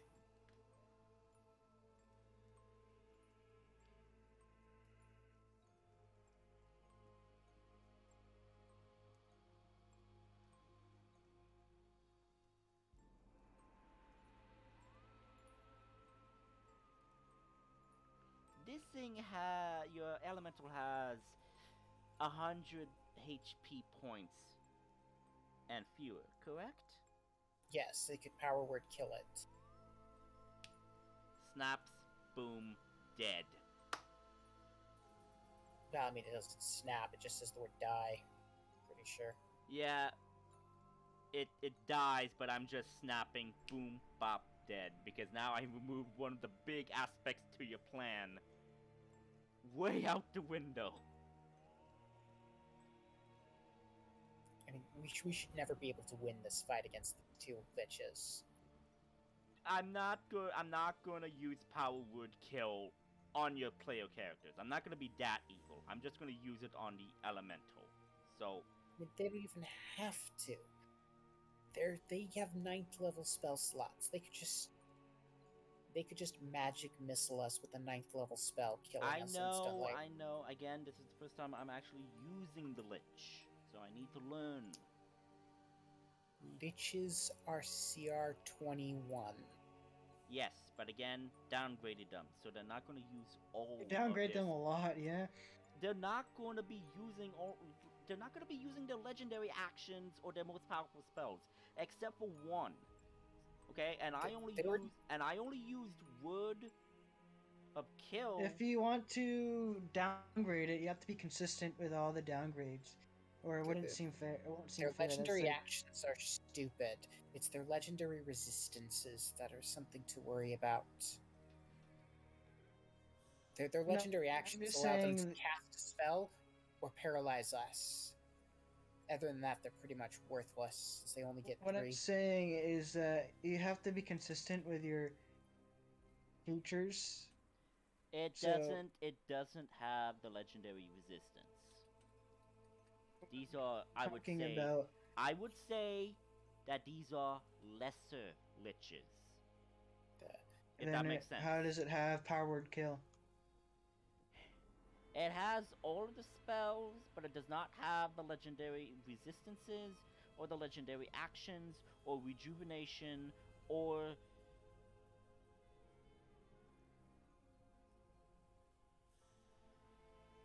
turn resistance.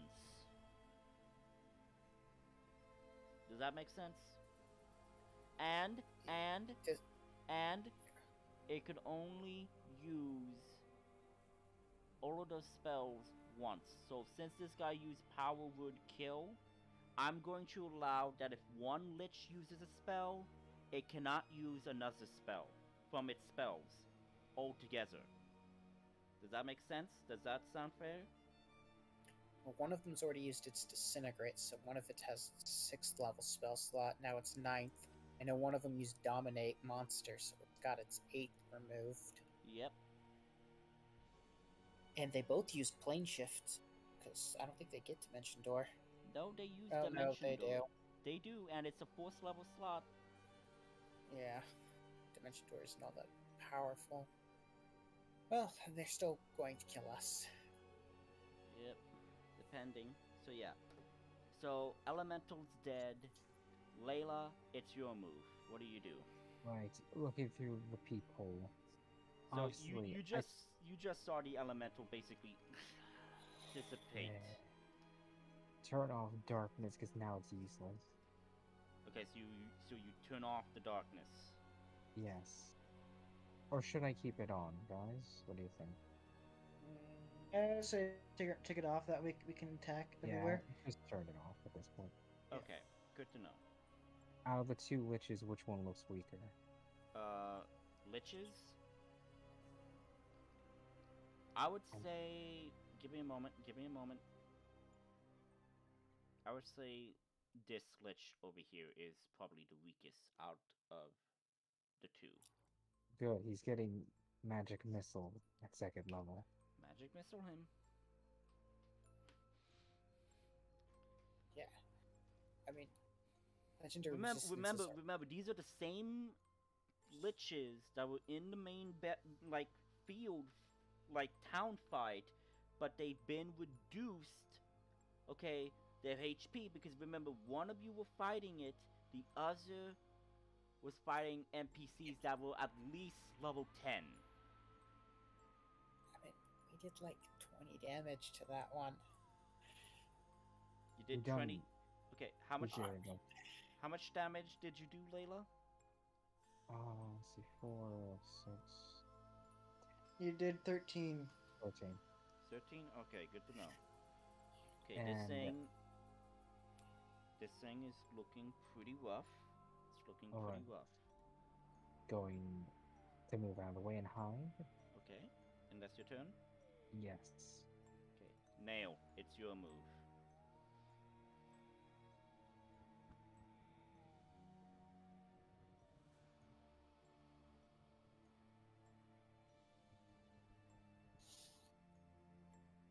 Why not? Let's see if Witch Bolt will hit him. This guy. Okay, let me see his AC. Witch Bolt misses because remember I'm using the Knight stats for this, so his armor class is 18. Yeah. And that's my turn. Okay. Now it's gonna be... Wait. Right. I remember top of initiative order. Ugh. My eyes are not as this.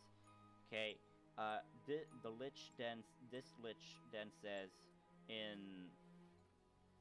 the language...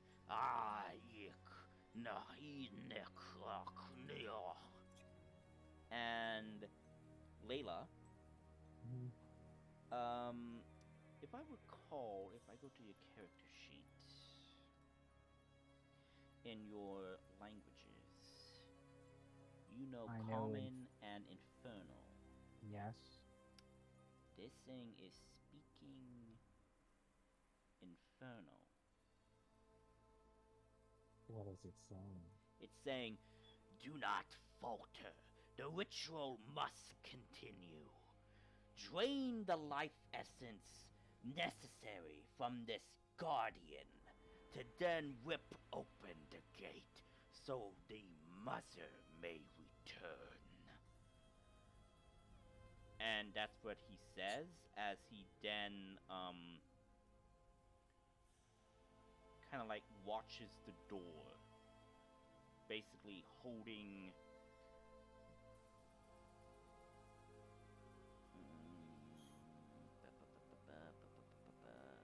basically holding his action.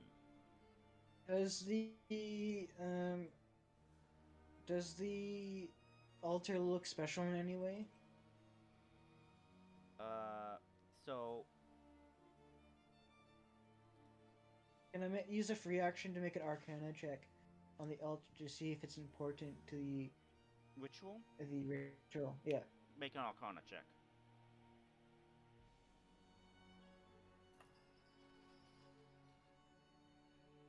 Natural one. Okay. Ask Nail. Ask Nail that question. I don't know. I'll actually ask the entire party. Okay, so let me say this. Nail has never seen the altar, so Nail can't exactly answer that question. Layla, Right now. however, has had her eyes into the room, did see the altar briefly, so Layla can make an Arcana check. Alright. Natural 20. Okay, Layla, from your brief inspection before you removed, you recognize that the orb that is kind of like on the altar is basically siphoning the energy from Shala's body, and is basically powering up what appears to be the pillars over here that was recently constructed with this gateway. It is currently powering it, and on these pillars are similar colored crystals, like the orb, that is basically channeling the energy to power up this gateway. And I would say that the gateway is almost fully charged and almost ready to open up. Boy. So now you have to race against time to try to either kill all of the mages who went invisible, because they're concentrating on doing this while the liches are just superseding this. You now need to find either the mages or some way to disrupt the ritual. Oh, I know a way that can surefire way, but it might endanger Shala. Are you gonna fireball the ritual chamber? I can't. I don't have spell slots for it. I don't have fireball. How are the wizards concentrating both on the ritual and invisibility? Greater invisibility. Yes, how are they concentrating on both? Like I said, the Lich gave the order, but the ritual is kind of like halted because of your whole disturbance. So they're kind of like halfway done. So the wizards need to get back into position and then continue their concentration on this ritual. Okay. So again, it's not their turn, but that's what the Lich gave the order. So since that Lich is done, he's just going to hold his action to guard the door. Okay, that's good. Yeah, so yeah, to answer your question. And next is going to be this guy. Now this guy, he looks at you. Must make a constitution saving throw. Are we poisoned? Poisoned. Right. And what's the DC? 18. Damn, okay, 18. And if I recall, poison... Disadvantage to attack rolls and ability checks. Got it. Fails. He is now disadvantaged at attack rolls and ability checks. Okay. This guy kind of like gives you a look, and just like wars, and I need you and your putrid, unless I don't know if it can be affected, to make a wisdom saving throw or be frightened. It's immune to frightened. So... Okay, so your putrid is immune, but you need to make a. Okay, you succeed. Okay. And that's gonna be its action. Its bonus action is let's see, what can it do for its bonus action?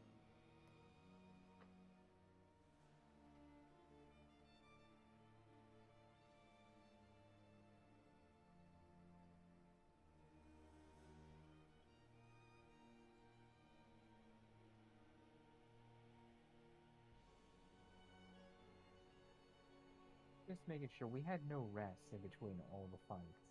Correct. You guys did not decide to take a rest. Okay. As a bonus action,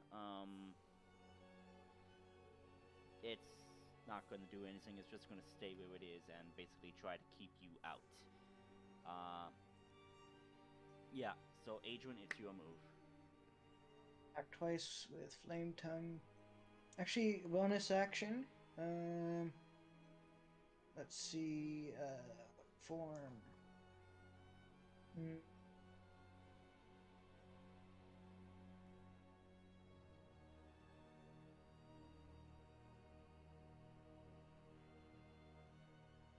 Okay.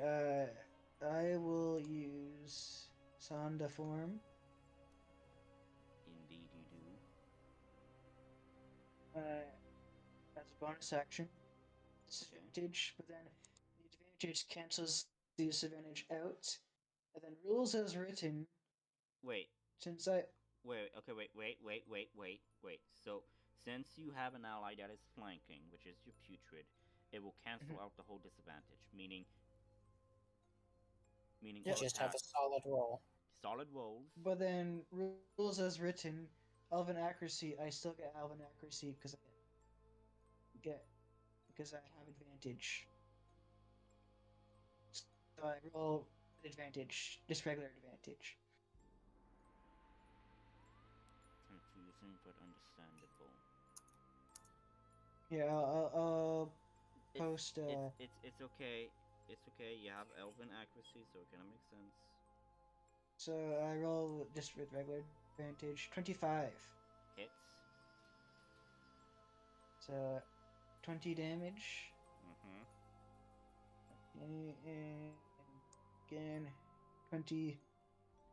Hits. 17. And then my putrid gets to attack. Okay,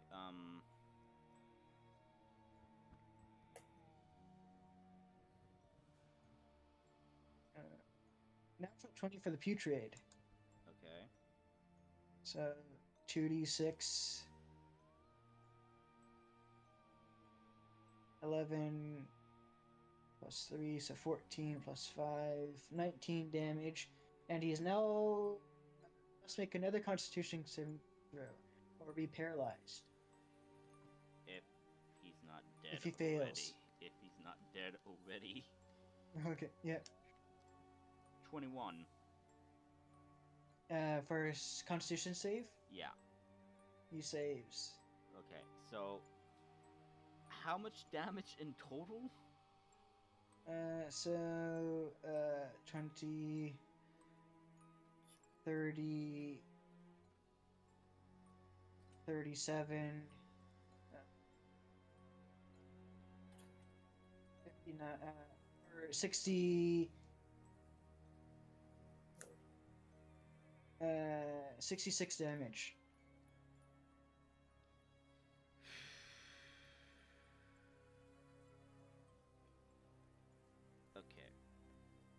Okay. I'm gonna roll because this thing does have this ability. So it may not have never freaking succeed. But it needs to. At least.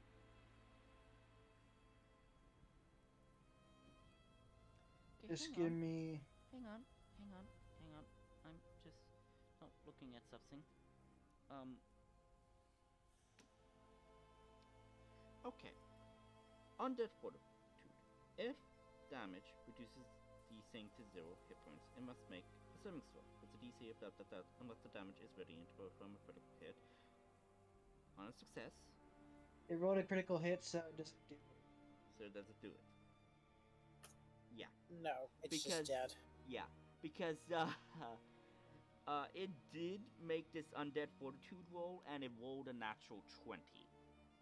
Yes, but I rolled a natural 20, yeah, so it doesn't do it. Yeah, it doesn't do it. I know.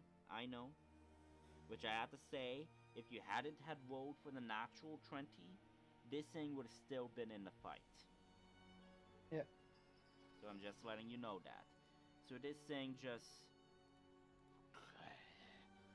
kind of like drops to its knees, and you just hear a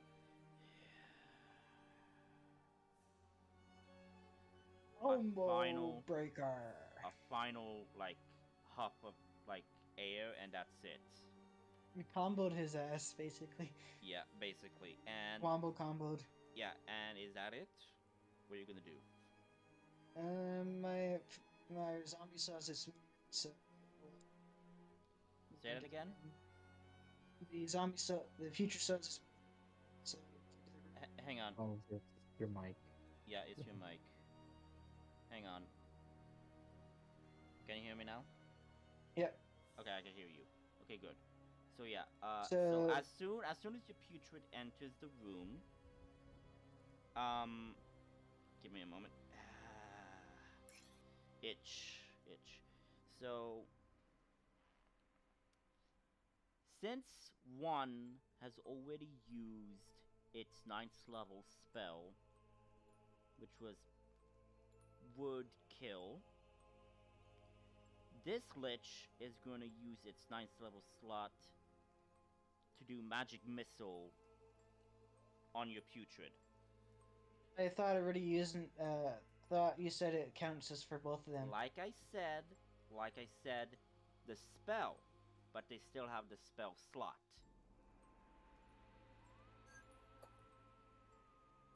That's ridiculous. Okay. You'd insta-kill us with that kind of stuff. Then instead, I would use a 5th level spell slot then, since it has 3. Still insta-kill us. I'm insta-killing. At least I'm insta-killing your putrid and not you. Well, what if I went in there first? I know. Then they wouldn't have done it. But we're fighting 2 liches. They should instant killed us the moment this combat started. Exactly, but I was not wanting to do that. I'm adding this for flavor. Okay? You should have used like your own stats for the Lich. I'll send you a video after that. I will make my own stats for the lesser Lich. Trust me. Again, I am just like I didn't have time to exactly do that. Okay? You had 3 weeks. Like I said, dude. Like I said, I was not able to do anything because I had work and I didn't have any time at all to do it. So not getting to that. I saw you playing Destiny 2. It's fine. On Discord. Fine. Let's just move on. Like I said, yeah, I was doing that because like I didn't have enough time and I just wanted to relax, get off my mind of work. So anyway. So 5th level. So that means how many magic missiles? 6? 7. 7, thank you. And it's 1d4s. Mm-hmm. Plus 1. Plus 1, so...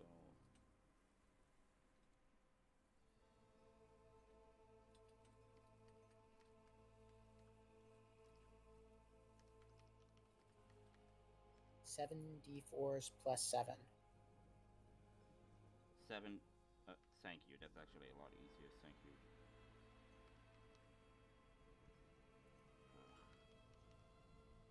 7 plus 7. 20. Okay. Still up. So that's your move. Next is the mobs.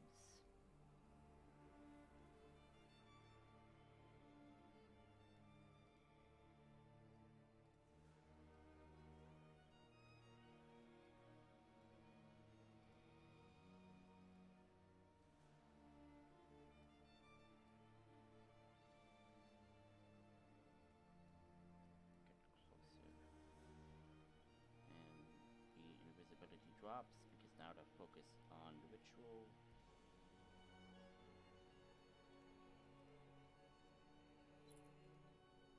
Okay, and that's what they're doing. That's their turn. That's what they're focusing on. And this lich. Let's see what he can do. What can he do? What can he do?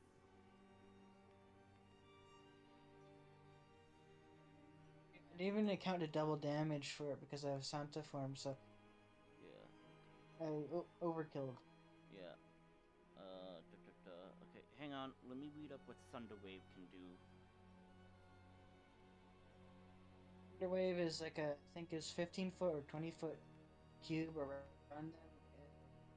So make a saving throw, be pushed back 10 feet, or take 3d6 thunder damage. I think it was 2d8 thunder damage. 2d8 thunder damage. Because what I'm thinking is I could have this lich do a thunder wave against the wall to bash through the wall.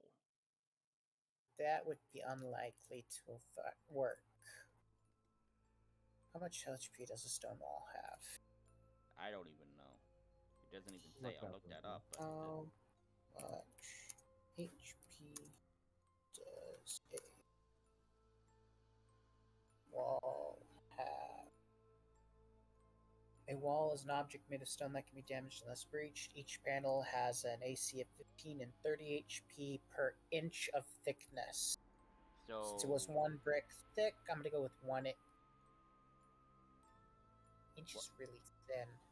Probably 2 inches thick. Probably. So 60. 60 HP. Okay, good to know. well, you can try. Yeah, I mean, like, I'm gonna try. I mean, like, I kind of want to do it like a whole epic bash through the wall type of thing. If you want to just epically bash through. Because I can't exactly use disintegrate since it's already used disintegrate. So it does its thunder wave on the wall. It doesn't have an ace like a saving throw. Correction. Bricks 3 inches. What? 2 dimensions of a brick. But either way, continue. Okay, so we'll make it 2d8. 6. Does nothing. Okay, that's its turn.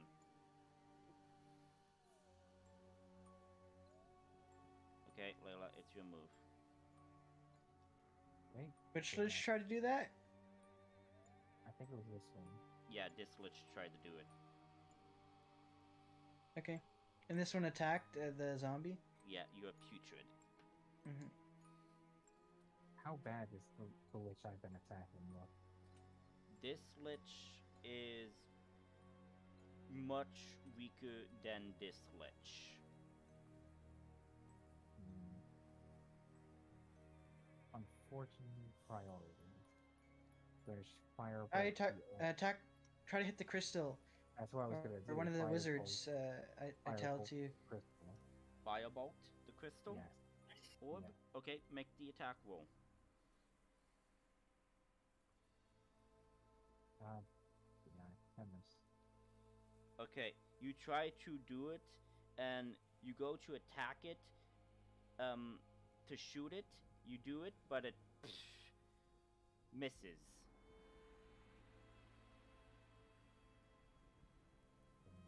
Is that Retreat. it? Okay. Nail, it's your move.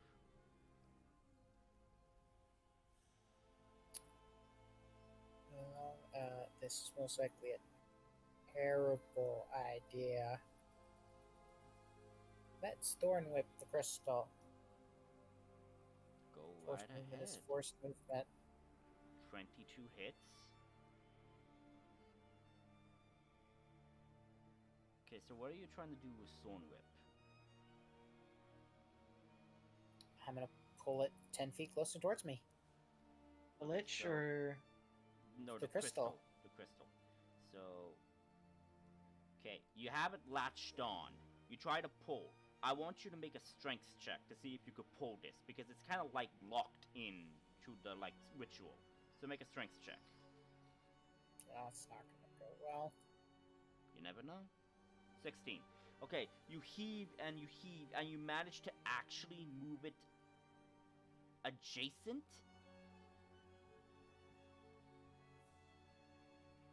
You manage to move it. Hang on.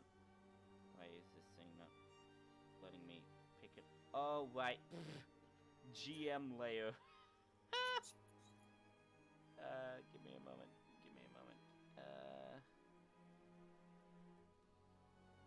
How I do not know how you get. Right click. Oh, yeah, got it. Okay, so you move it. In fact, I'll even make this token layer. that's all I needed, Nail. So, boom, you did it, you moved it, it's off the ritual table. It like, and the ritual kind of like halts, and basically the energy conduction stops. Nice. Is that your turn? Yep. Does it also get destroyed from the 6 piercing damage? Magical piercing damage? It's cracked. Not destroyed, but cracked. Okay. Next is the Lich, and sees you do this, immediately turns and like, these interlopers, they will never leave us alone. The champion must be released.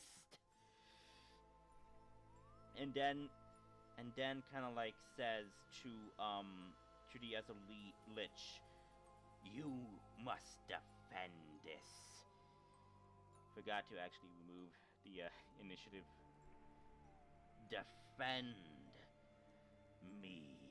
And goes, reaches for the orb, and clutches it, and starts an incantation as he kind of like funnels his life energy now into the crystal. Just don't have life energy. That's the whole point of their existence. Exactly. So he's funneling his negative life energy. It's not basically life energy, he's funneling his magic life energy. Basically his magical power into this. He's pushing spell slots. Yes, he's using his spell slots to basically power this up. And as he's doing this, the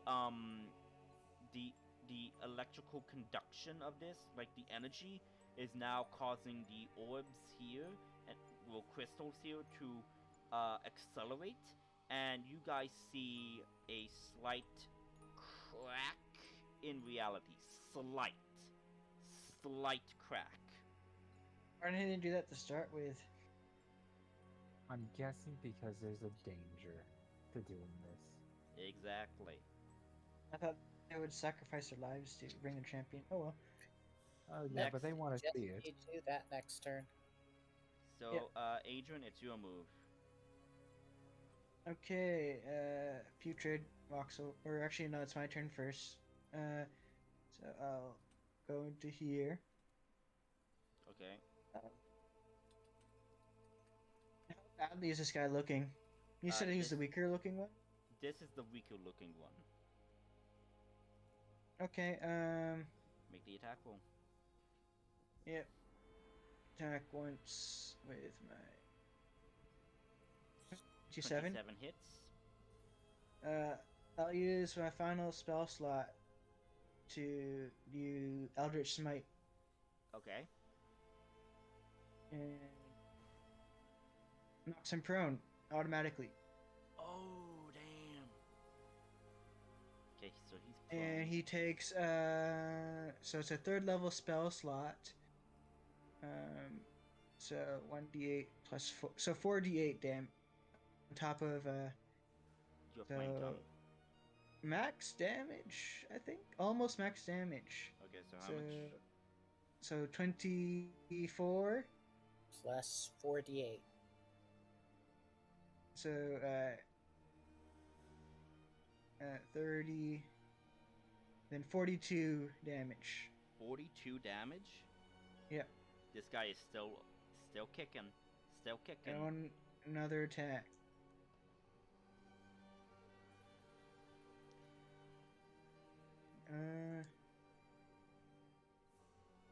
Oh wait, it's doubled because I have Sound Form activated.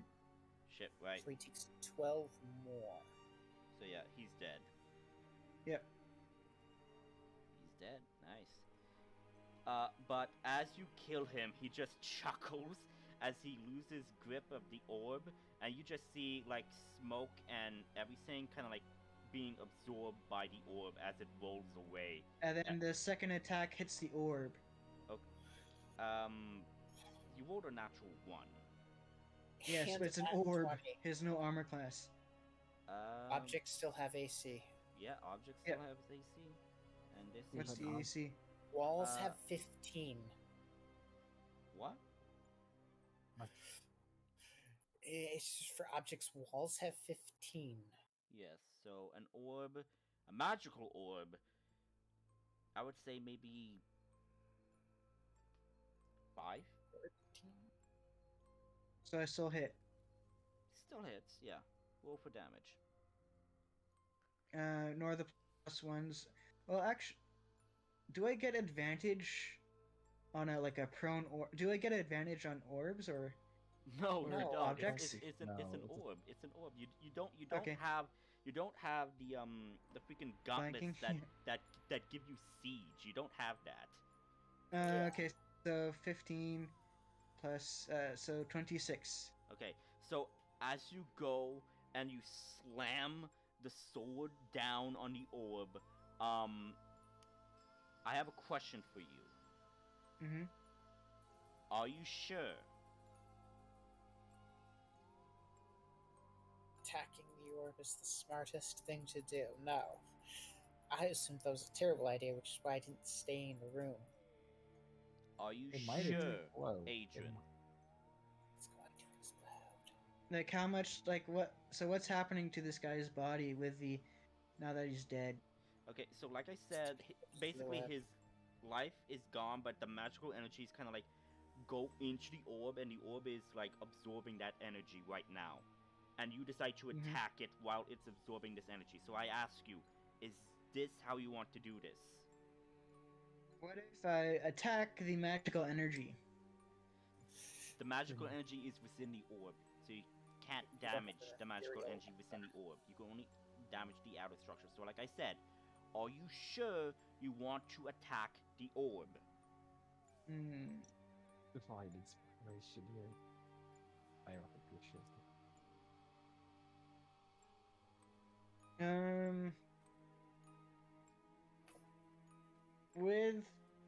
Can I make an free action Arcana, like split action Arcana check to see if the life essence from the remaining magic essence would activate the portal?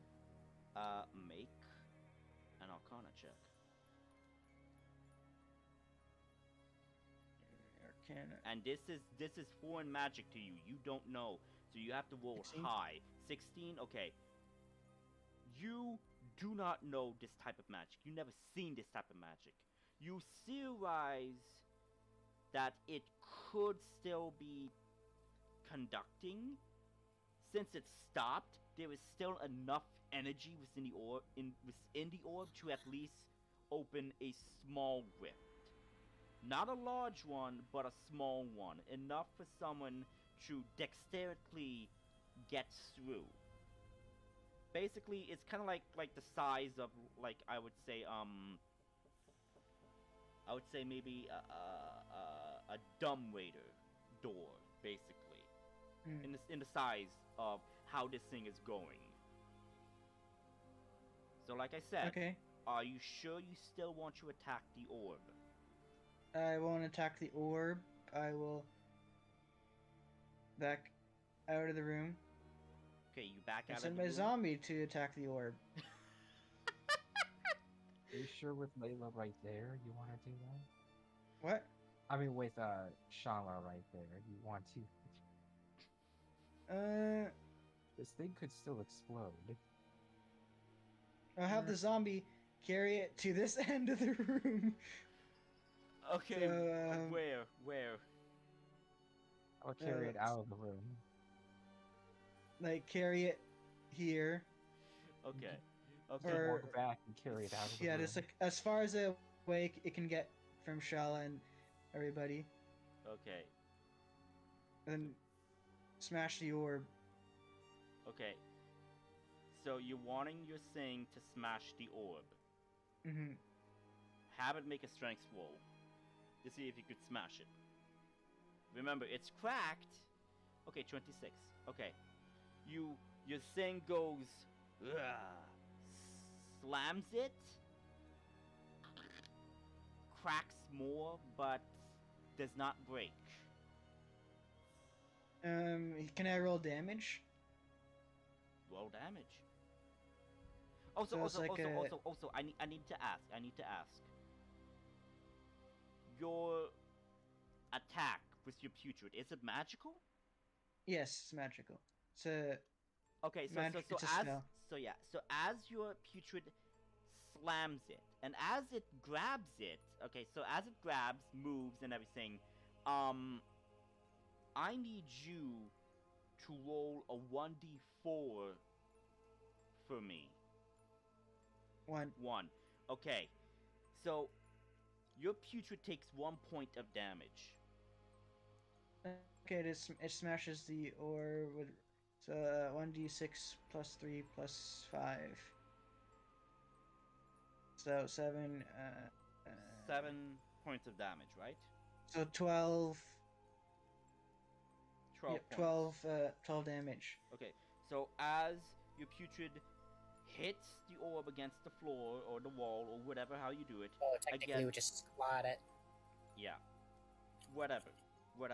So, as you hit it, is it using its melee or is it using its sword? It can't use a sword. The sword's just for show. Okay, got it. So use its melee.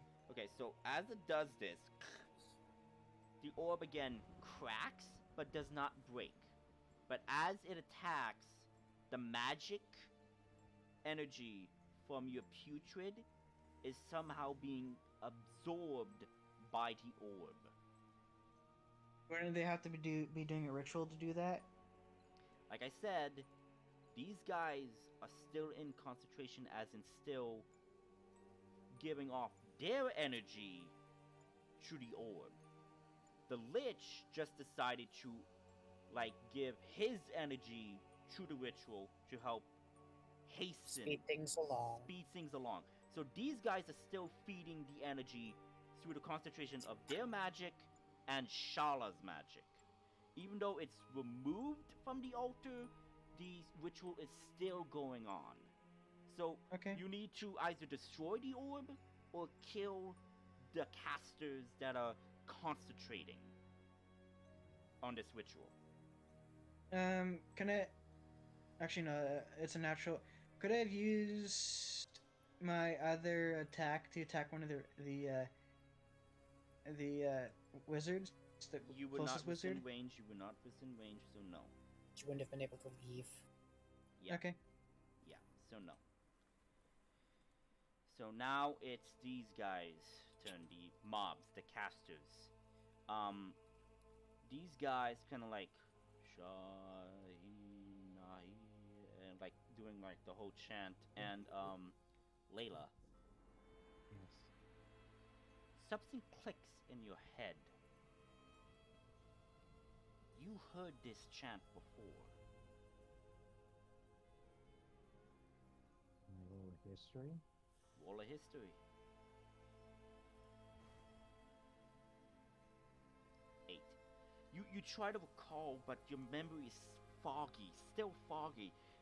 You recall some people in the cloaks at your facility doing this chant, and you just hear a sound, a voice shouting, "I will kill you for this." And that's all. And that's all you get. You know this chant is not of this realm. This chant is otherworldly. And as this is happening, these guys over here that you guys failed to notice, say, "The ritual is almost complete. Focus your magic still into the orb. There is no time to waste. Ragnarok must come. He must come through." And this guy is going to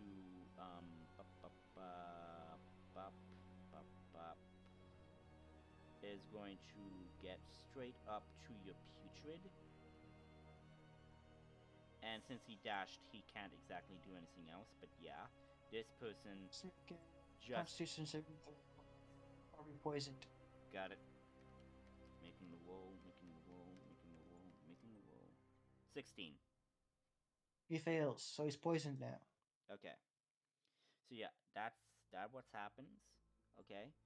And now it is this Lich's turn. And seeing that the other Lich fell, he just looks at the putrid and he just...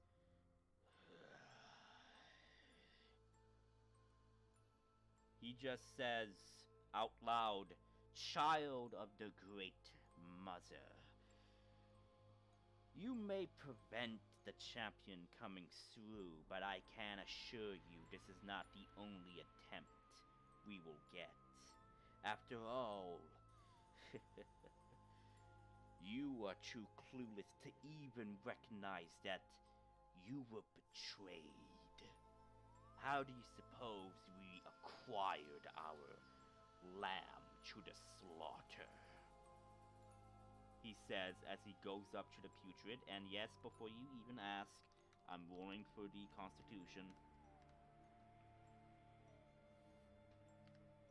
Why? 6. He failed. He's poisoned. Yep. Liches are conditionally immune to poison. What?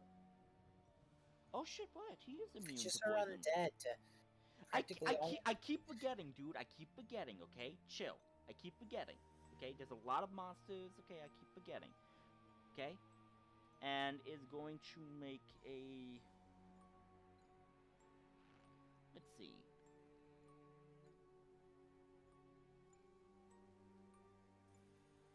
Yeah, why not? He is going to do Paralyzing Touch on your putrid. Okay.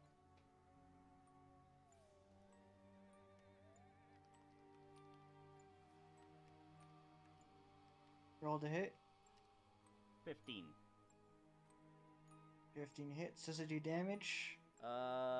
It Cold. does 3d6 cold damage, and the target must succeed on a DC 18 Constitution saving throw or be paralyzed for 1 minute. The target can It's immune to repeat being this... paralyzed. Got it. Got it. And I think it's resistant And to cold. takes 15 cold damage. No. It just has 2 damage immunities. Okay, it's still up. It's like bloodied, kind of. Okay, so I will put the red circle. But as he attacks, the magic energy from the attack is being absorbed by the orb. So if any magic is being used within the vicinity of the orb is absorbing a portion of that magic. Yeah, but it's still being damaged. I assume at some point it's going to break. Yes. Okay, the cracks and everything. Like I said, it's very cracked. Let's just hope it breaks before it finishes absorbing. Exactly. Whose turn is it now? Yeah. So Layla, it's your move. What are you gonna do? Go back to the hole. Probably see this. Question: if I shoot magic missile at it, will it absorb the missiles? It will. Okay. So are you wanting to shoot magic missiles at the orb? Yes. It will I don't take. have It will take damage, but it will still absorb a portion of the magic from the magic missiles. How badly does the crystal look right now? I would say it is basically on the edge or so. 2 more attacks or so, and this thing will break. Either way, magic missile. 1, 2, 3. So, bop, bop, bop, takes a hit, Yeah. cracks again, almost destroyed, and it absorbs the magic. And from your perception in the room, Layla, you see the crack is expanding. And it kind of opens a bit, and you see before a hand kind of like grips the outer section of the rift, trying to force it open. And you recognize this hand to be demonic in a way, similar to your features, in a sense, the hand. Well. Okay. Hide. Hide. Tell them. Yell and tell them to destroy the crystal now. Nail, it's your move. I'm working on destroying the crystal.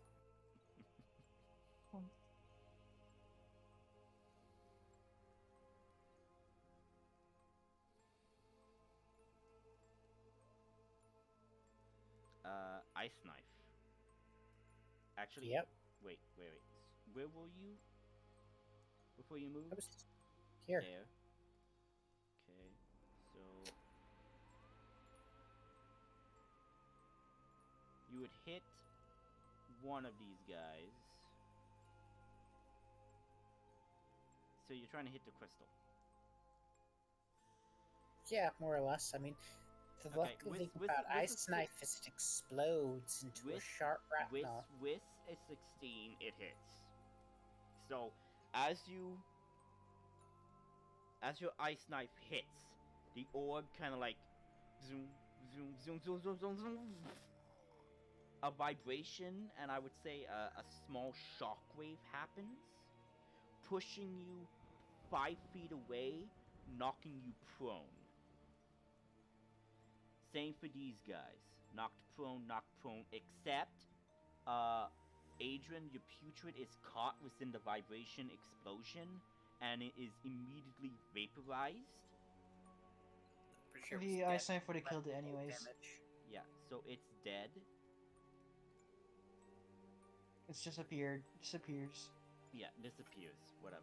So as it's gone, the orb kind of like vroom, vroom, vroom, falls to the floor, pieces of it on the floor. Nail, you are kind of like near the altar. You feel like a slight shaking from it, and you just hear like the portal slowly closing, and you just hear a grunting as someone is trying to keep it open. And yeah, just like, if I am to be trapped again, I will feast. And you see, from your point of view, Nail, on the prone, and I would say from your point of view, Adrian, from your corner, you see what to be energy spectral tentacles grab and basically take one 2, 3, 4, and as the last one was trying to take Shala, this one kind of like steps in and basically takes it and is shunted through the rift, and the rift closes, and the altar here, the portal, cracks, falls, and the rift is closed. Nice. And as the rift closes, there's a shaking, a vibration happening. The support for the basement is out. It is failing. It is failing. It is... You need to get out. You need to get out now.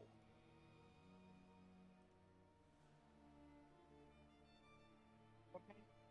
Inshallah, and run. Yeah, grab Shala. Okay, so Adrian, you're grabbing Shala? Yeah. Nail, Okay. grab this big guy on his shield. Okay, you grab the Really? guy's shield, and you're gonna use it to carry Shala? Yeah, like a sled or something. Okay, you do that. I would say you do that, blah, blah, blah. You do that. Shala's there, blah, blah, blah. You guys are running. But as you're running, you just hear a... Fools. I still live.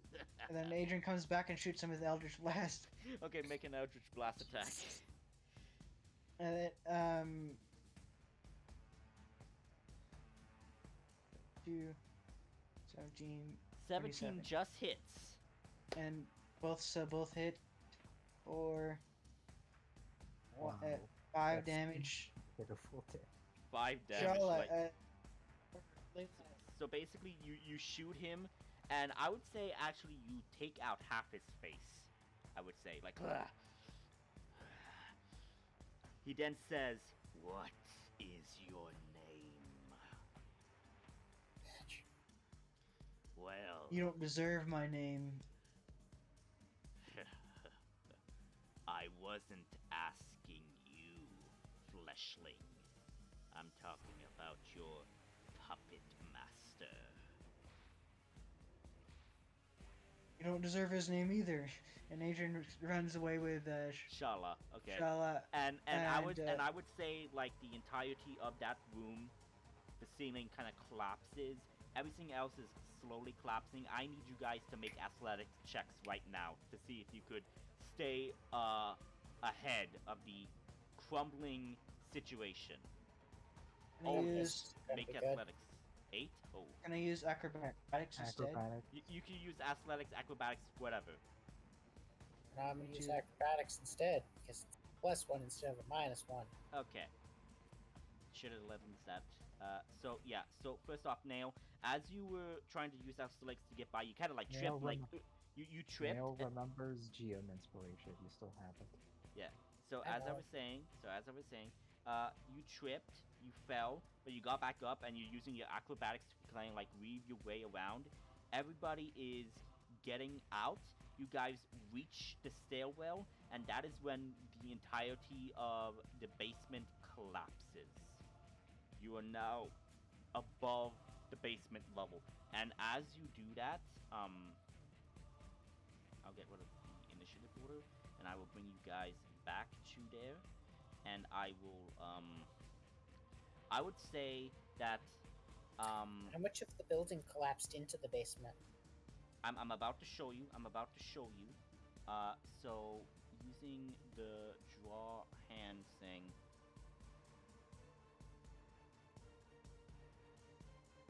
At least you'll be on top instead of on top of the rebel instead of underneath it, though.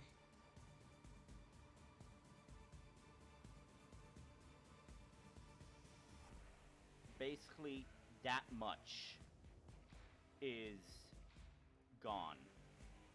That is what collapsed. And you then hear the war horns of the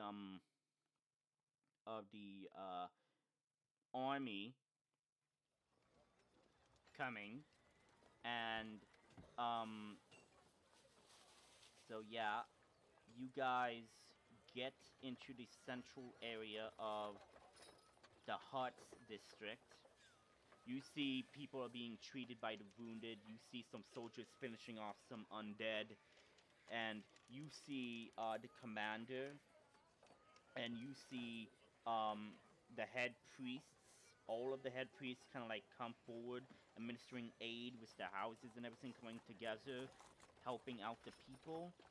And yeah, that's the end of the session, I would say. Right. Everybody levels up. You guys are now level 6. Okay. Awesome. So I Okay, know I know when I'm gonna ask for thoughts, you guys are gonna say like, yeah, work on the monsters to keep it balanced and everything. I'm gonna do that. I'm gonna yeah, I'll like send you. I know a good YouTuber, Matt Colville. He's pretty good. He yeah. helps quite a bit. Yeah, so I'll use that. And overall, I hope you guys enjoyed the session. I know it's a long time coming to end this type of arc, so I hope it was well worth it. So, with that Yeah, in mind, I'll end the session and the recording. And yeah, if you guys have any questions off recording, I'll answer them. So, yeah, ending the session